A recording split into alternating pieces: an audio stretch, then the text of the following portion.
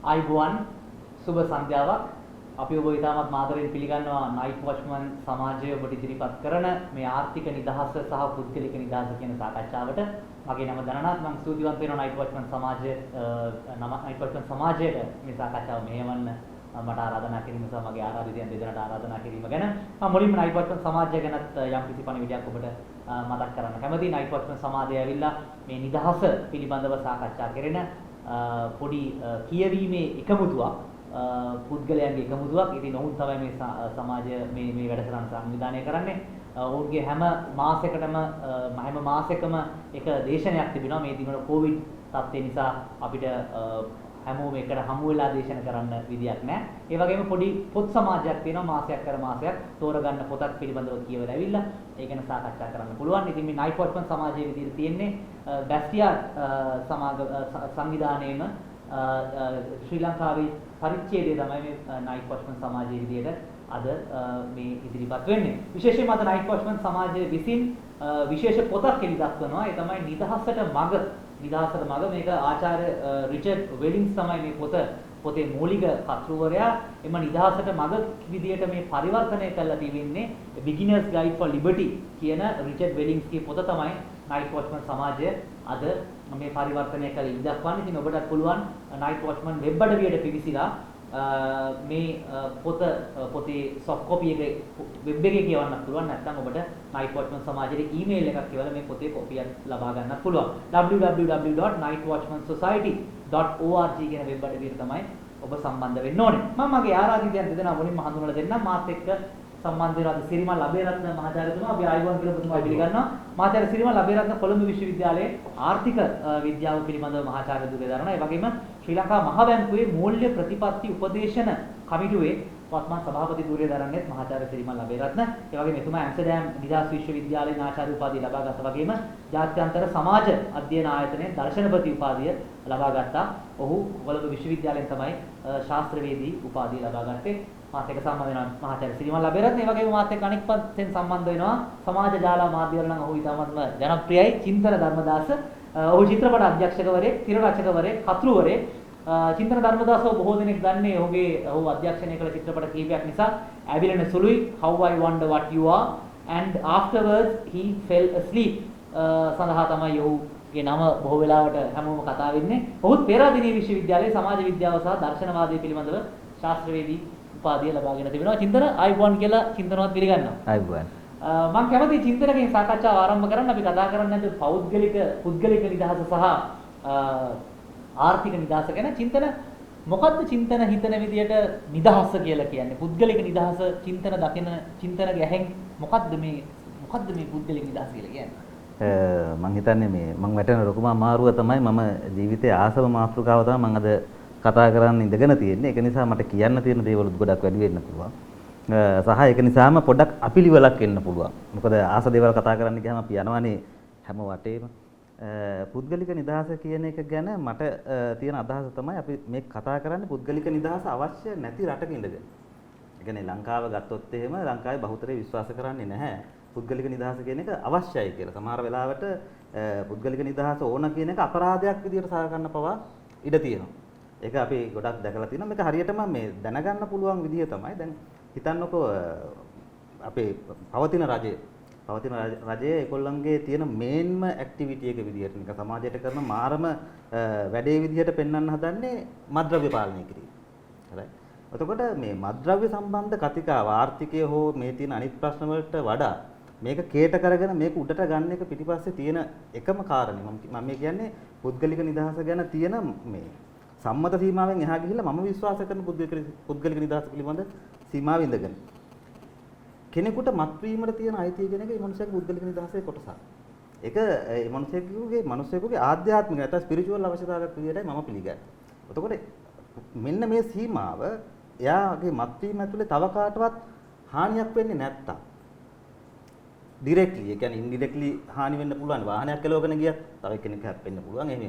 එහෙම නැතුව මේ මනුස්සයාගේ මේ මත්වීම නිසා වෙන කිසිම කෙනෙකුට හානියක් වෙන්නේ නැත්තම් ඒ මනුස්සයාගේ මත්වීම මේ මනුස්සයාගේ අයිතියක් වෙනවා. හැබැයි ඒක අයිතියක් විදිහට බාර ගන්න සමාජය ලෑස්ති වෙන්නේ නැහැ. මේක නිසාම අපි දන්නවා දැන් මේ දවස්වල අපි ටීවී වල හැමතිස්සෙම දකිනවා මේ කුඩුකාරයෙක් මරලා දානවා. වෙඩි තියලා දාන්න පුළුවන් පාරේ. කුඩුකාරයෙක් කියපු හින්දාම එයාට මේ ආණ්ඩුවට හම්බ වෙන ලයිසන් එකක්. ඒ මිනිහා මරලා දැම්මට ප්‍රශ්නයක් නැහැ කියලා. ඒ කියන්නේ කුඩු පාවිච්චි කිරීම හෝ මත්ද්‍රව්‍යයක් පාවිච්චි කිරීම නිසා එයාගේ මිනිස්යා කියන අයිතිය ගැලවෙනවා. එයා මිනිස්සෙක් නොවන තැනකට යනවා. එයා මරා දැමීම පවා ආණ්ඩුවකට සාධාරණීකරණය කරන්න පුළුවන් තත්ත්වයක් එනවා. මේක වෙන්නේ කොහොමද? මේක වෙන්නේ ඒ බහුතරය විසින් පිළිගන්නවා. අපිට අයිතියක් තියෙනවා අර මිනිස්යාගේ මත්වීමේ අයිතිය පාලනය කරන්න. ආණ්ඩුව පිළිගන්නවා අපි මේ මිනිසුන්ගේ මත්වීමේ අයිතිය පාලනය කිරීම නිසා අපි මිනිසුන්ට වඩා ප්‍රසාදිත ආණ්ඩුවක් නැත්නම් මිනිස්සු වඩා පිළිගන්න රට බේර ගන්න විදිය ආණ්ඩුවක් වෙනවා. නැතුව ඒකෙන් කිසිම ආර්ථික ලාභයක් හෝ සමාජයට මාර මොකක් හරි දියුණුවක් හෝ අත්පත් කරගන්න පුළුවන් කියලා කිසිම විද්‍යාත්මක වාර්තාවක්වත් කිසිම දෙයක්වත් නැහැ. දැන් මේ පුද්ගලික නිදහස පිළිබඳ මගේ විශ්වාසය තියෙන තැන තමයි මිනිහෙකුට තමන්ගේ ආශාවන් උපරිමයෙන් හඹාගෙන යන්න. තමන්ගේ ආශාවන් උපරිමයෙන් අත්පත් කරගන්න මිනිහෙකුට නිදහස තියෙනවා. ඒක සීමා වෙන එක තැනක් තියෙනවා. ඒ තමයි ඒ හඹා යාම විසින් තව කෙනෙකුගේ නිදහසට බාධාවක් වෙනවා නම්. තව කෙනෙකුගේ මොකක් හරි අයිතිවාසිකමක් උල්ලංඝනය වෙනවා නම්. තව කෙනෙකුට මොකක් හරි කරදරයක් සිද්ධ වෙනවා නම් අන්න අපිට එයාගේ පුද්ගලික නිදහසේ සීමාව එතන කියලා තේරුම් ගන්න පුළුවන්. අපි ගත්තොත් එහෙනම් පුද්ගලික නිදහස කියන එක ලංකාවේ කතා කරනකොට මානව අයිතිවාසිකම් ඔය තියෙන මේ වගන්ති ටිකට යටත් වෙලා තමයි කතා කරන්නේ. හැබැයි මේක ඊට වඩා ලොකු කතිකාවක්. උදාහරණයක් විදිහට ගත්තොත් එහෙනම් සොක්‍රටිස් වහබොන්නේ ඇයි? සොක්‍රටිස් වහබොන්නේ පුද්ගලික නිදහස පිළිබඳ සංකේතයක් විදිහට. මම මගේ අදහස එළියට කියන්න ඕන. මම එක්ස්ප්‍රෙස් කරනවා. ඒ එක්ස්ප්‍රෙස් කරන්න මට අයිතියක් තියෙනවා. ඒ අයිතිය වෙනුවෙන් ඒක ආණ්ඩුවකින් හරි රජයකින් හරි කියනවා නම් ඔබට ඒ අයිතිය නැහැ. ඔබ ඒක බොරුයි කියලා කියපන්. නැත්නම් ඔබගේ අදහස් විසින් තරුණයන්ව නොමග යවනවා. ඔබගේ අදහස් විසින් දෙවියන් ගැන තියෙන විශ්වාසය කඩ කරනවා කියනවා නම් සොක්‍රටිස් කියනවා එයා වහ ටික පිළ මම මැරලා යන්නම් ප්‍රශ්නයක් නැහැ. පුද්ගලික නිදහස නැති ලෝකයක ජීවත් වෙන්න ග්‍රීක දාර්ශනිකයෙක් වෙච්ච සොක්‍රටිස් කැමති වෙන්නේ නැහැ. ඒක මම හිතන්නේ පුද්ගලික නිදහස සම්බන්ධ දරුණු කැරල්ලක් ඉස්සරහට එන තැන. ඒ වගේ මම ඊයේ පෙරේද දැක්ක මිනිස්සෙක් ඔය තංසපැල ටිකක් ගෙදර වවාගෙන ඉඳලා ඒ මිනිස්සයා වල්ලගෙන ගිහින් ඉරේ දානවා. ගෙවත්තේ වවාගෙන හිටියා කියලා. මම කියන්නේ සොක්‍රටිස්ගේ ඉඳන් මේ කංශ වවන මිනිහා දක්වා පුද්ගල නිදහස වෙනුවෙන් අරගලය කරන මිනිස්සු. මම කියන්නේ මොකද හේතුව ආණ්ඩුවකින් හරි මොකකින් හරි තහනම් කරනවා නම් මේ ගහක් හරි පැලයක් හරි වවන්න එපා කියලා. ඒක මිනිස්සෙක් විශ්වාස කරනවා නෑ මගේ පුද්ගලික නිදහස මගේ ජීවිතය එක්ස්ප්‍රෙස් කරන්න මට මේක භාවිතාවක් විදිහට ඕන කියලා මේ මිනිස්සයා ගෙදර වවා ගන්නවා නම් මම හිතන්නේ ඒක අරගලයක් කියලා. එතකොට මෙන්න මේ පුද්ගලික නිදහස පිළිබඳ තර්කනේ දැන් මම මේ කියන එකට පවා මාර විරෝධයක් එන්න පුළුවන්. දැන් උදාහරණයක් විදිහට මම දැක්කා අපේ පෝස්ට් එකක් දාලා තිබුණා මේ කතාවේම ආයි ප්‍රොෆෙසර් සිරිමල්ලි කතා කරන්න එනවා කියලා. ඒකට දාලා තිබුච්ච කමෙන්ට්ස් මම කියෙව්වා. ඒක එක්කෙනෙක් කියලා තියෙනවා මේ අර මූණ පුරාම ඇන ගහගෙන ඉන්න එකාද කතා කරන්නේ. රයිට්. තව එක්කෙනෙක් අහලා තිනවා අර දුටු ගැමුණුට අපහාස කරපු එකාද කතා කරන්නේ. මම බලනකොට මට තේරුණේ දැන් අපි කතා කරන්න යන්නේ පුද්ගලික නිදහස ගැන සංවාදයක්. හැබැයි පුද්ගලික නිදහස කියන එක දන්නේ නැති මිනිස්සු කොච්චරක් කමෙන්ට් කරනවද? يعني මගේ ඇන ගහගෙන ඉන්න එක මගේ පුද්ගලික නිදහසේ කාරණයක්. ඒක බාර ගන්න සමාජයට ලෑස්ති නැහැ. ඒගොල්ලෝ මූ ඇන ගැසීම නිසා මූ ඇන ගහලා පිටුහල් කරන්න ඕන. රයිට්. දුටු ගැමුණු විවේචනය කරන්න මට අයිතියක් නැහැ. ඒක මගේ එක්ස්ප්‍රෙෂන් එකට දෙන්නේ නැහැ. මගේ නිදහසේ සීමාව එතන. ඔබ දුටු ගැමුණු විවේචනය කරා නම් ඔබට වෙන කිසිම දෙයක් කතා කරන්න බෑ. මෙන්න මේක තමයි පුද්ගලික නිදහස පිළිබඳ දන්න වපසරිය. ඒ කියන්නේ Facebook එක ඔන් කරලා බැලුවොත් එහෙම අපි දකින්නේ පුද්ගලික නිදහස ගැන හාන් කවිසියක් නොදන්නා මහා බහුතරයක් එක එකව යටපත් කරන්න එක එකව පීඩාවටපත් කරන්න එක එකව Tamanට අභිමත විදිහට මෙහෙවන්න කරන මහා කැරල්ලක් කියන්නේ මේ අසාධාරණ කැරල්ල. එතකොට මේ අපි ලංකාවේ මෑත තියෙන සියලු දේශපාලන අරගල ගත්තත් සියලු සංවාද කතිකාවන් ගත්තත් සියලු අර්බුදයන් ගත්තත් මේ අර්බුදයන් මම වටහාගන්නේ සාමූහික මේ මොකද පුද්ගලික නිදහස නැත්නම් ඉන්ඩිවිජුවල් කියන එකට විරුද්ධව තියෙන කලෙක්ටිව් කියන්නේ. මෙන්න මේ සාමූහිකයේ විසින් ඒ පුද්ගලයාගේ නිදහස යටපත් කර ගැනීමට විරුද්ධව ඇති වෙන කැරළි. කවුරු හරි කෙනෙක් ගබ්සාව ගැන කතාවක් කරනවා. මේකේ මොනවාද පුද්ගලික නිදහස පිටිපස්ස කාරණයක්. නමුත් සමාජයේ කී දෙනාද ඒක ඒ ගැහණියගේ අයිතිවාසිකමක් ඒ ගැහණියට ඒකට නිදහස තිබිය යුතුයි කියලා බාර ගන්න. ආගමික සංස්ථාවන් පාරට බහිනවා. මේ ඒ වගේ දෙයක් වුණොත් මේ තමන්ගේ බඩේ ඉන්න තමන්ගේ කලලය ගැන තීරණයක් ගන්නවත් ඒක දරාගෙන මොකද මේ අපේ ආණ්ඩුව මේ මිනිස්සුම බලාගෙන මේ මිනිස්සයාගේ මේ ළමයාගේ සුබ සාධනය සලසන්න පුළුවන් තරම් මාර ශාස්ත්‍රීය ආණ්ඩුව නෙමෙයි. අනිවාර්යෙන් මේ ළමයා එක්ක කුණු ගොඩකට වැටෙන්න පුළුවන් බෙල්ල මිදි කරලා ඒ පාර්ට විසි කරලා දාන්න පුළුවන් නැත්නම් විකුණන්න පුළුවන්. මේ වගේ අවදානම් කලාප තොගයක් තියෙනවා. දැන් මෑත වුණත් මම දැක්කා අර සේෆ් හවුස් එකක් වගේ හදාගෙන ඒකෙන් බිස්නස් එකක් කරගෙන යන ප්‍රවෘත්තිය. ඉතින් මේ සියල්ල තියෙද්දි අපි සූදානම් නැහැ මේ ගැහණියට ඒ ළමයාගේ කලලය නැති කිරීමේ නිදහස පවා බාර ගන්න. ඒක දෙන්න ඕන කියලා බාර ගන්න. මේකට හේතුව තමයි අපි මම හිතන්නේ අර අපිට දැන් me societies and we societies කියලා බෙදන්න පුළුවන්. ඒ කියන්නේ පුද්ගලික නිදහස නෑ මම ප්‍රධානයි මගේ අයිතිය කාටවත් උදුරා ගන්න බෑයි කියලා විශ්වාස කරන සමාජය තියෙනවා. නෑ මේ උඹ කිසිම ගාණක් නෑ උඹට කිසිම අයිතියක් නෑ මේ සාමූහිකයට කියන දේ උඹ කළ යුතුයි කියන රටවල් ගාණක් තියෙනවා. චීනයේම හොඳම උදාහරණයක්. බටහිර තමයි ඔය පුද්ගලික නිදහස ගැන ඇත්තටම සංකල්ප වර්ධනය වෙන්නේ. දැන් මායි ප්‍රොෆෙසර් සිරිමලුයි මේ කතාව දෙකට බෙදාගෙන කරාට මේක ආර්ථිකය සම්බන්ධ කාරණයකින්ම තමයි පුද්ගලික නිදහස කියන එක ඇති වෙන්නේ. මේක ධනවාදයත් එක්කම ආපු සංකල්පයක්. මේක අපි ගත්තොත් එහෙම පුද්ගලයා කියන එක හැදෙන්න ඕනනේ. පුද්ගලයාට නිදහස් තියනවා කියලා බාර ගන්න තැනනේ. පුද්ගලයා නිර්මාණය වෙන්නේ කොහොමද? පුද්ගලයා නිර්මාණය වෙන්න නම් පුද්ගලයාට ආර්ථික වශයෙන් තියෙන්න ඕන එයාගේ ඉන්ඩිපෙන්ඩන්ස් එකක්. එයාට ස්වාධීනත්වයක්. එයාගේ ඉපයීමේ හැකියාවක්. එයාට නිෂ්පාදනය කිරීමේ හැකියාවක්. ඉතින් මේ දේවල් ලැබෙනකොට තමයි මේ මනුස්සයාට පුද්ගලික නිදහස කියන ධාරිතාව නැත්තම් ඒක අත්පත් කරගන්න පුළුවන් වෙන්නේ. මෙතනදී මම හරි කැමති දාර්ශනිකාවක් ඉන්න ඇමරිකානු දාර්ශනිකාවක් අයින් රෑන්ඩ් කියන එක. එයා හරිම රැඩිකල් නිකන් එක්ස්ට්‍රීම් තැනකට ගිහිල්ලා මේ කතාව ගේන්නේ නිදහස ගැන කතාව. හැබැයි මම කියන්නේ ඒ වගේ ප්‍රබල මැදිහත් වීමක් ඒ නිදහස් සම්බන්ධ කතිකාවෙදී වැදගත්. මොකද ඒක කාටවත් හානි කරන්න නෙමෙයි Tamanට තියෙන අයිතිය පිළිබඳ සංවාදයක් විදිහටයි යන්නේ. ඉතින් එයා කියනවා ඒ කියන්නේ කෙනෙකුගේ ජීවිතේ වටිනකම තීරණය කරන්න අපිට පුළුවන් වෙන්නේ මේ මිනිස්සයා එයාගේ ජීවිතේ කොයිතරම් ලස්සනට නිර්මාණය කරගෙන තියෙනවද? කොයිතරම් අවකාශයක එයාගේ ජීවිතේ පැතිරිලා තියෙනවද? කියන්නේ මගේ ලයිෆ් එක කියන්නේ මගේ නිර්මාණයක්. ඒක වෙන කාටවත් නිර්මාණයක් නෙමෙයි. එතකොට මේ මගේ නිර්මාණය කරන්න මට තියෙන නිදහස කොයි වගේද? ඒකට කොයිතරම් මට බාධාවන් තියෙනවද? උදාහරණයක් විදිහට මට හිතන්න මේකෙන් අදහස් ප්‍රකාශ කරන්න, ඒ අදහස් වලින් නිර්මාණ කරන්න, නිෂ්පාදන කරන්න, මේ නිෂ්පාදන වල අයිතිය මා සතුව තියාගන්න. මෙන්න මේකට තියෙන ඕන නිදහස. මෙන්න මේ නිදහසට තමයි අපිට කියන්න පුළුවන් වෙන්නේ පුද්ගලික නිදහස කියලා. හැබැයි හැමතිස්සෙම අපි මේකේ අනිත් පැත්ත තමයි අර මේක අපිට දාර්ශනික ප්‍රවාහයක් විදිහට අඳුර ගන්න නම් අපිට අඳුර ගන්න වෙන්නේ ඉන්ඩිවිජුවලිසම් කියන එක. අනිත් එක කලෙක්ටිවිසම් කියන එක. ඒකට බටහිර දර්ශනය, බටහිර දේශපාලනය, බටහිර ආර්ථික සිද්ධාන්ත මේ සියල්ල හැදිලා තියෙන්නේ අර ඉන්ඩිවිජුවල් බේස් එකකින්. මිනිහාගේ අයිතිය ප්‍රධානයි. ඒක කිසිම කොන්දේසියකින් යටත් කරන්න බෑ. මේක එන්නේ දෙවියන් වහන්සේගෙන්. හරියටම බයිබලයේ ගත්තොත් එimhe බයිබලයේ එනවා මේ දෙවියන් ඉස්සරහා උඹලා ඔක්කොම සමානයි. ඒක නිසා ඔබට බෑ අනිත් මිනිහා විනිශ්චය කරන්නවත් අනිත් මිනිහට තියෙන අයිතිය ගලව ගන්නවා. මෙන්න මේකෙන් තමයි මේ ෆිලොසොෆි එක එන්නේ. ඒකට අපි කාට හරි කියන්න පුළුවන් නෑ මේක පෙරදිග තිබුණා මෙහෙම මේ අපේ භාවනා කරලා ගිහිල්ලා විමුක්තියට යන ඒ නිදහස පැත්තෙන් ආධ්‍යාත්මික නිදහස පැත්තේ කතිකාවක් තිබුණා කියලා. හැබැයි ඒක දේශපාලන නිදහස පිළිබඳ කතිකාවකට ට්‍රාන්ස්ෆෝම් වුණේ නෑ. මේක උනේ බටහිර ඒ තියෙන බයිබලයේ තිබිච්ච අදහස සම්පූර්ණයෙන්ම ලිබරල් දේශපාලන කතිකාව බවට පරිවර්තනය වුණා. ආර්ථිකයට එකතු වුණා. අයින් රෑන්ඩ් කියනවා ඒක මේ කියන්නේ. දැන් අපි බුද්ධ ධර්මයේ තියෙන ඊගෝ එක නැති කරන්නනේ. තමන්ගේ මමත්වය නැති කිරීම පිළිබඳ දර්ශනය. හැබැයි අයින් රෑන්ඩ් කියන්නේ පුද්ගලික නිදහස කියලා කියන්නේ ඊගෝ එකට තියෙන නිදහස. තමන්ගේ ඊගෝ එක ප්‍රකාශ කරන්න, තමන්ගේ මමත්වය, තමන්ගේ පර්සනැලිටි එක ප්‍රකාශ කරන්න තියෙන නිදහස. හොඳයි. චින්තන කරුණු ගණනාවක් කිව්වා. මම චින්තනගේ කතාව සාරාංශගත කරොත් එහෙම චින්තන ප්‍රකාශ කරන්නේ තමන්ගේ ජීවිතේ තමන්ටම නිර්මාණය කරගන්න නිදහසක් තියෙන්න ඕනේ. නිදහස වෙන කෙනෙක්ගේ නිදහසට බාධා නොවන තාක් දුරට ගමන් කරන්න පුළුවන් කියන එක තමයි චින්තන මූලික වශයෙන් ප්‍රකාශ කරේ. ඔබට පුළුවන් අපිත් එක්ක සාකච්ඡාවට සම්බන්ධ වෙන Zoom ඔස්සේ අපි දන්නවා බොහෝ දෙනෙක් අපිත් එක්ක සාකච්ඡාවට සම්බන්ධ වෙනවා. ඒ වගේම Night Watchman Facebook පිටුව ඔස්සේ අපිත් සමග සාකච්ඡා වෙනවා. ඔබේ ප්‍රශ්න අපිට යොමු කරන්න පුළුවන් මේ Facebook පිටුවේ. ඔබ කමෙන්ට් කරා නම් ඔබගේ ප්‍රශ්න, යෝජනා, චෝදනා ඔක්කොම අපිට බලා ගන්න පුළුවන්. Facebook එකේ ප්‍රශ්න මේ විද්වත් දෙපළට යොමු කරන්නත් මම බලාපොරොත්තු වෙනවා. මම ඊළඟට යොමු වෙන්න කැමති මහාචාර්ය සිරිමල් ලබේරත්න මහාචාර්යතුමාට. මහාචාර්යතුමනි මොකක්ද මේ ආර්ථික නිදහස, පුද්ගලික නිදහස ගැන කතා කරා? මේ හැමෝටම අපි දන්නවා ගනුදෙනු කරන්න අවශ්‍යයි, මුදල් උපය ගන්න අවශ්‍යයි, චින්තනකව ජීවිතේ නිර්මාණය කර ගන්න අවශ්‍යයි, නිර්මාණය කරගන්න වාහන ගන්න, කෑමට බීමට හැමදේම සල්ලිත් එක්ක තමයි යන්නේ. මොකක්ද ඇත්තට මේ ආර්ථික නිදහස කියලා කියන්නේ?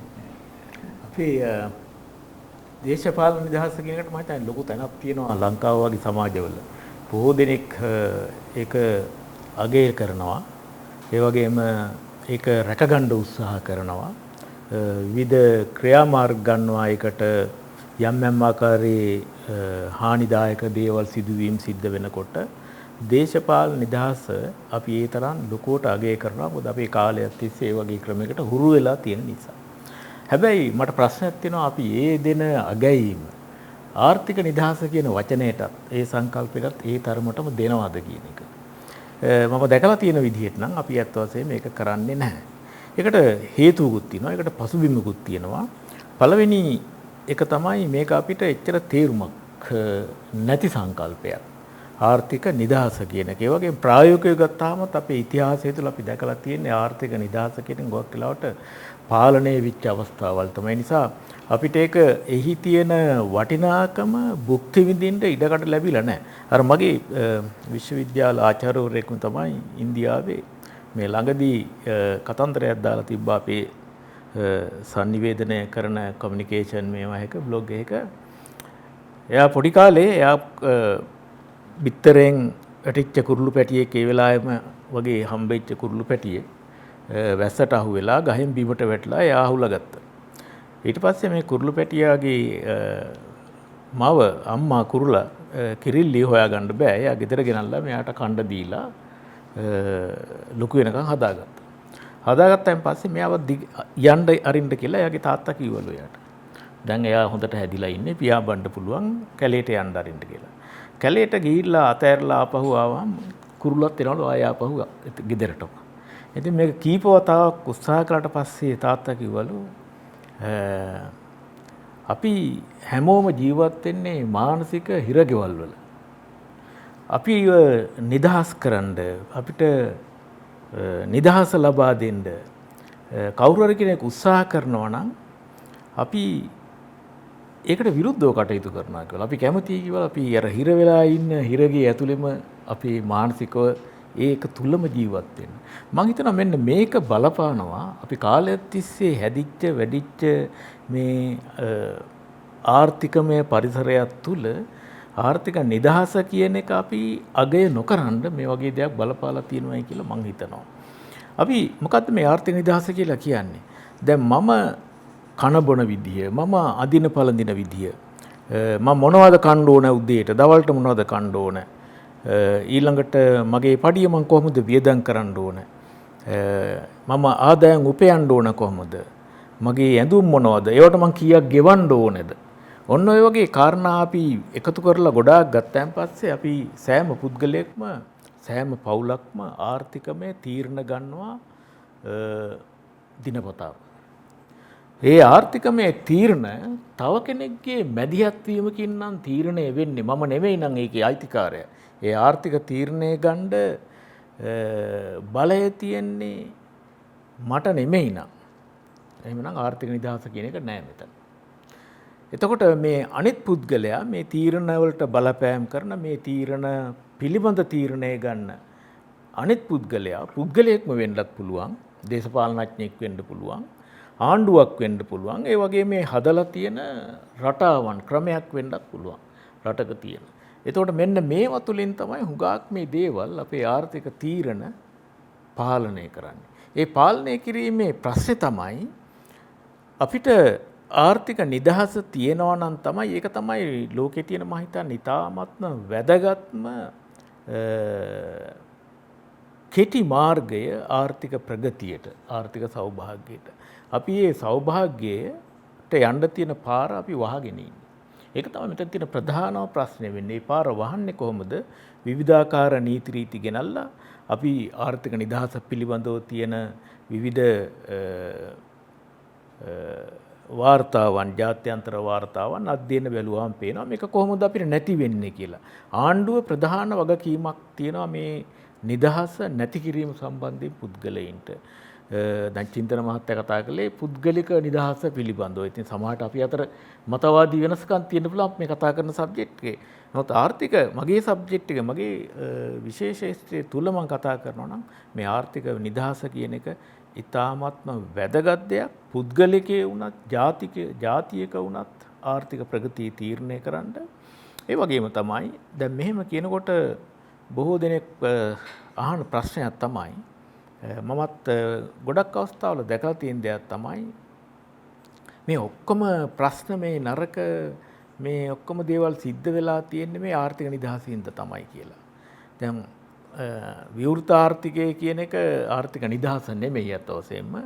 නමුත් ඊට කිට්ටුවට ආපු එක පියවරක් විතරයි විවෘත ආර්ථිකය කියන එක. ඒතර අපි නිතරම අහලා තියෙන දෙයක් කටකතාවට කියනවා මේ ප්‍රශ්න ඔක්කොම විවෘත ආර්ථිකයෙන් පස්සේ හැදිච්ච දේවල්.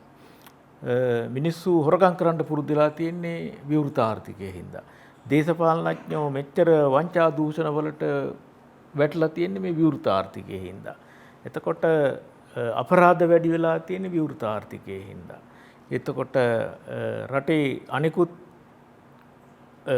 සමාජයට අහිතකර දේවල් සිද්ධ වෙලා තියෙන විවෘත ආර්ථිකයේ හින්දා. ඔය වගේ කතන්දර මම අහලා තිනවා බොහොම බහුලව අපේ රටේ තියෙන දේවල්. ඉතින් මට එකපාරටම අහන්න පුළුවන් ප්‍රශ්නේ තමයි එහෙමනම් විවෘත ආර්ථිකයේ තියෙන හැම රටකම ওই ප්‍රශ්න තියෙනවද කියන එක. මොකද විවෘත ආර්ථිකය කියන එක ලෝකයේ වැඩියෙන්ම පවතින ආර්ථිකමය රටාව ආර්ථිකමය ක්‍රමවේදය තමයි විවෘත ආර්ථිකය කියන එක. ඒකේ අඩු වැඩිකම් තියෙන්න පුළුවන් එක තැන්වල. නමුත් සමස්තයක් වශයෙන් ගත්තාම සාමාන්‍යයෙන් ලෝකයේ තියෙන්නේ ආර්ථික නිදහස. ඊළඟට මේ ආර්ථික නිදහස වරදවා තේරුම් ගන්නවා අර වගේ ප්‍රකාශන කරන්න හේතුව තමයි අපි හිතනවා ඕනම දෙයක් කරන්න පුළුවන්. ඕනම දෙයක් කරන්න පුළුවන්. ඒ නිසා තමයි මේ ආර්ථික නිදහස කියන එකට අපි විරුද්ධ වෙන්නේ. එතකොට හැබැයි ආර්ථික නිදහස කියන එක මම දකින විදිහට ඒක පදනම් වෙලා තියෙන්නේ ඊටාම වැදගත් සංකල්ප කීපයක් මත. පළවෙනි සහ වඩාත්ම වැදගත් දේ මම දකින විදිහට නම් නීතියේ ආධිපත්‍යය කියන එක. rule of law කියන එක. rule of law කිව්වන් පස්සේ අපිට එතන දකින්න පුළුවන් රටේ නීතිය ක්‍රියාත්මක කිරීම සහ හැමෝටම ඒක සමාන වීම කියන කාරණාව. අපි දැන් ලොකු ප්‍රශ්න වගේම පොඩි ප්‍රශ්න දිහා බලලා අපිට හිතන්න පුළුවන් අපිට පොඩි විග්‍රහයක් කරන්න පුළුවන් මේ හැමෝටම සමානව නීතිය ක්‍රියාත්මක වෙනවද කියන තැන. ඒක ඉතාමත්ම අපහසුයි අපිට අපේ රටේ එහෙම දෙයක් තියෙනවයි කියලා හිතන්නවත්. මොකද අපේ රටේ පුරවැසියෝ ඉන්නවා වර්ග අඩුතරමේ වර්ග දෙකක්වත් තියෙනවා. එක කොටසකට නීතිය බලපානවා අනිත් කොටසට බලපාන්නේ නැහැ. එතකොට අර චින්තන මහත්තයා කියපු අර සීමාව අපි පායිනවා. මොකද්ද සීමාව? මගේ නිදහස සීමා වෙනවා. ඔකට තියෙනවා කතන්දර කීපයක්ම අනිත්කාගේ නාසය ළඟින් මට අත මිට මෙල වීමට ඇති හැකියාව සීමා වෙනවා කියලා සමහර අය කියලා තියෙනවා ඉස්සර. ඒ වගේම අනිත් එක්කනාගේ දොරකඩ ගාවට විතරයි මට නිදහස මගේ නිදහස මට භුක්ති විඳින්න පුළුවන්. ඒ හැම දෙයකින්ම ඇත්ත වශයෙන්ම කියවෙන්නේ මේ තමන් කරන කියන කාර්යය අනිත් පුද්ගලයාට මගේ අසල්වැසියාට එහෙම නැත්නම් මගේ ජාතියට මගේ රටට අහිතකර විදිහට බලපානවා නම් එතන ඇත්ත වශයෙන්ම අපි මේ නිදහස සීමා කරනවා. එතකොට කවුද එහෙම කරන්නේ? පුද්ගලයෝ වෙන්න පුළුවන්, දේශපාලනඥයෝ වෙන්න පුළුවන්, ආර්ථික ප්‍රතිපත්ති වෙන්න පුළුවන්, රටේ තියෙන ආර්ථික ක්‍රමවේදය වෙන්න පුළුවන්. මේ සෑම දෙයකින්ම ඇත්ත වශයෙන්ම අර පුද්ගලයෙකුට තිබිය යුතු ආර්ථික නිදහස සීමා කරනවා.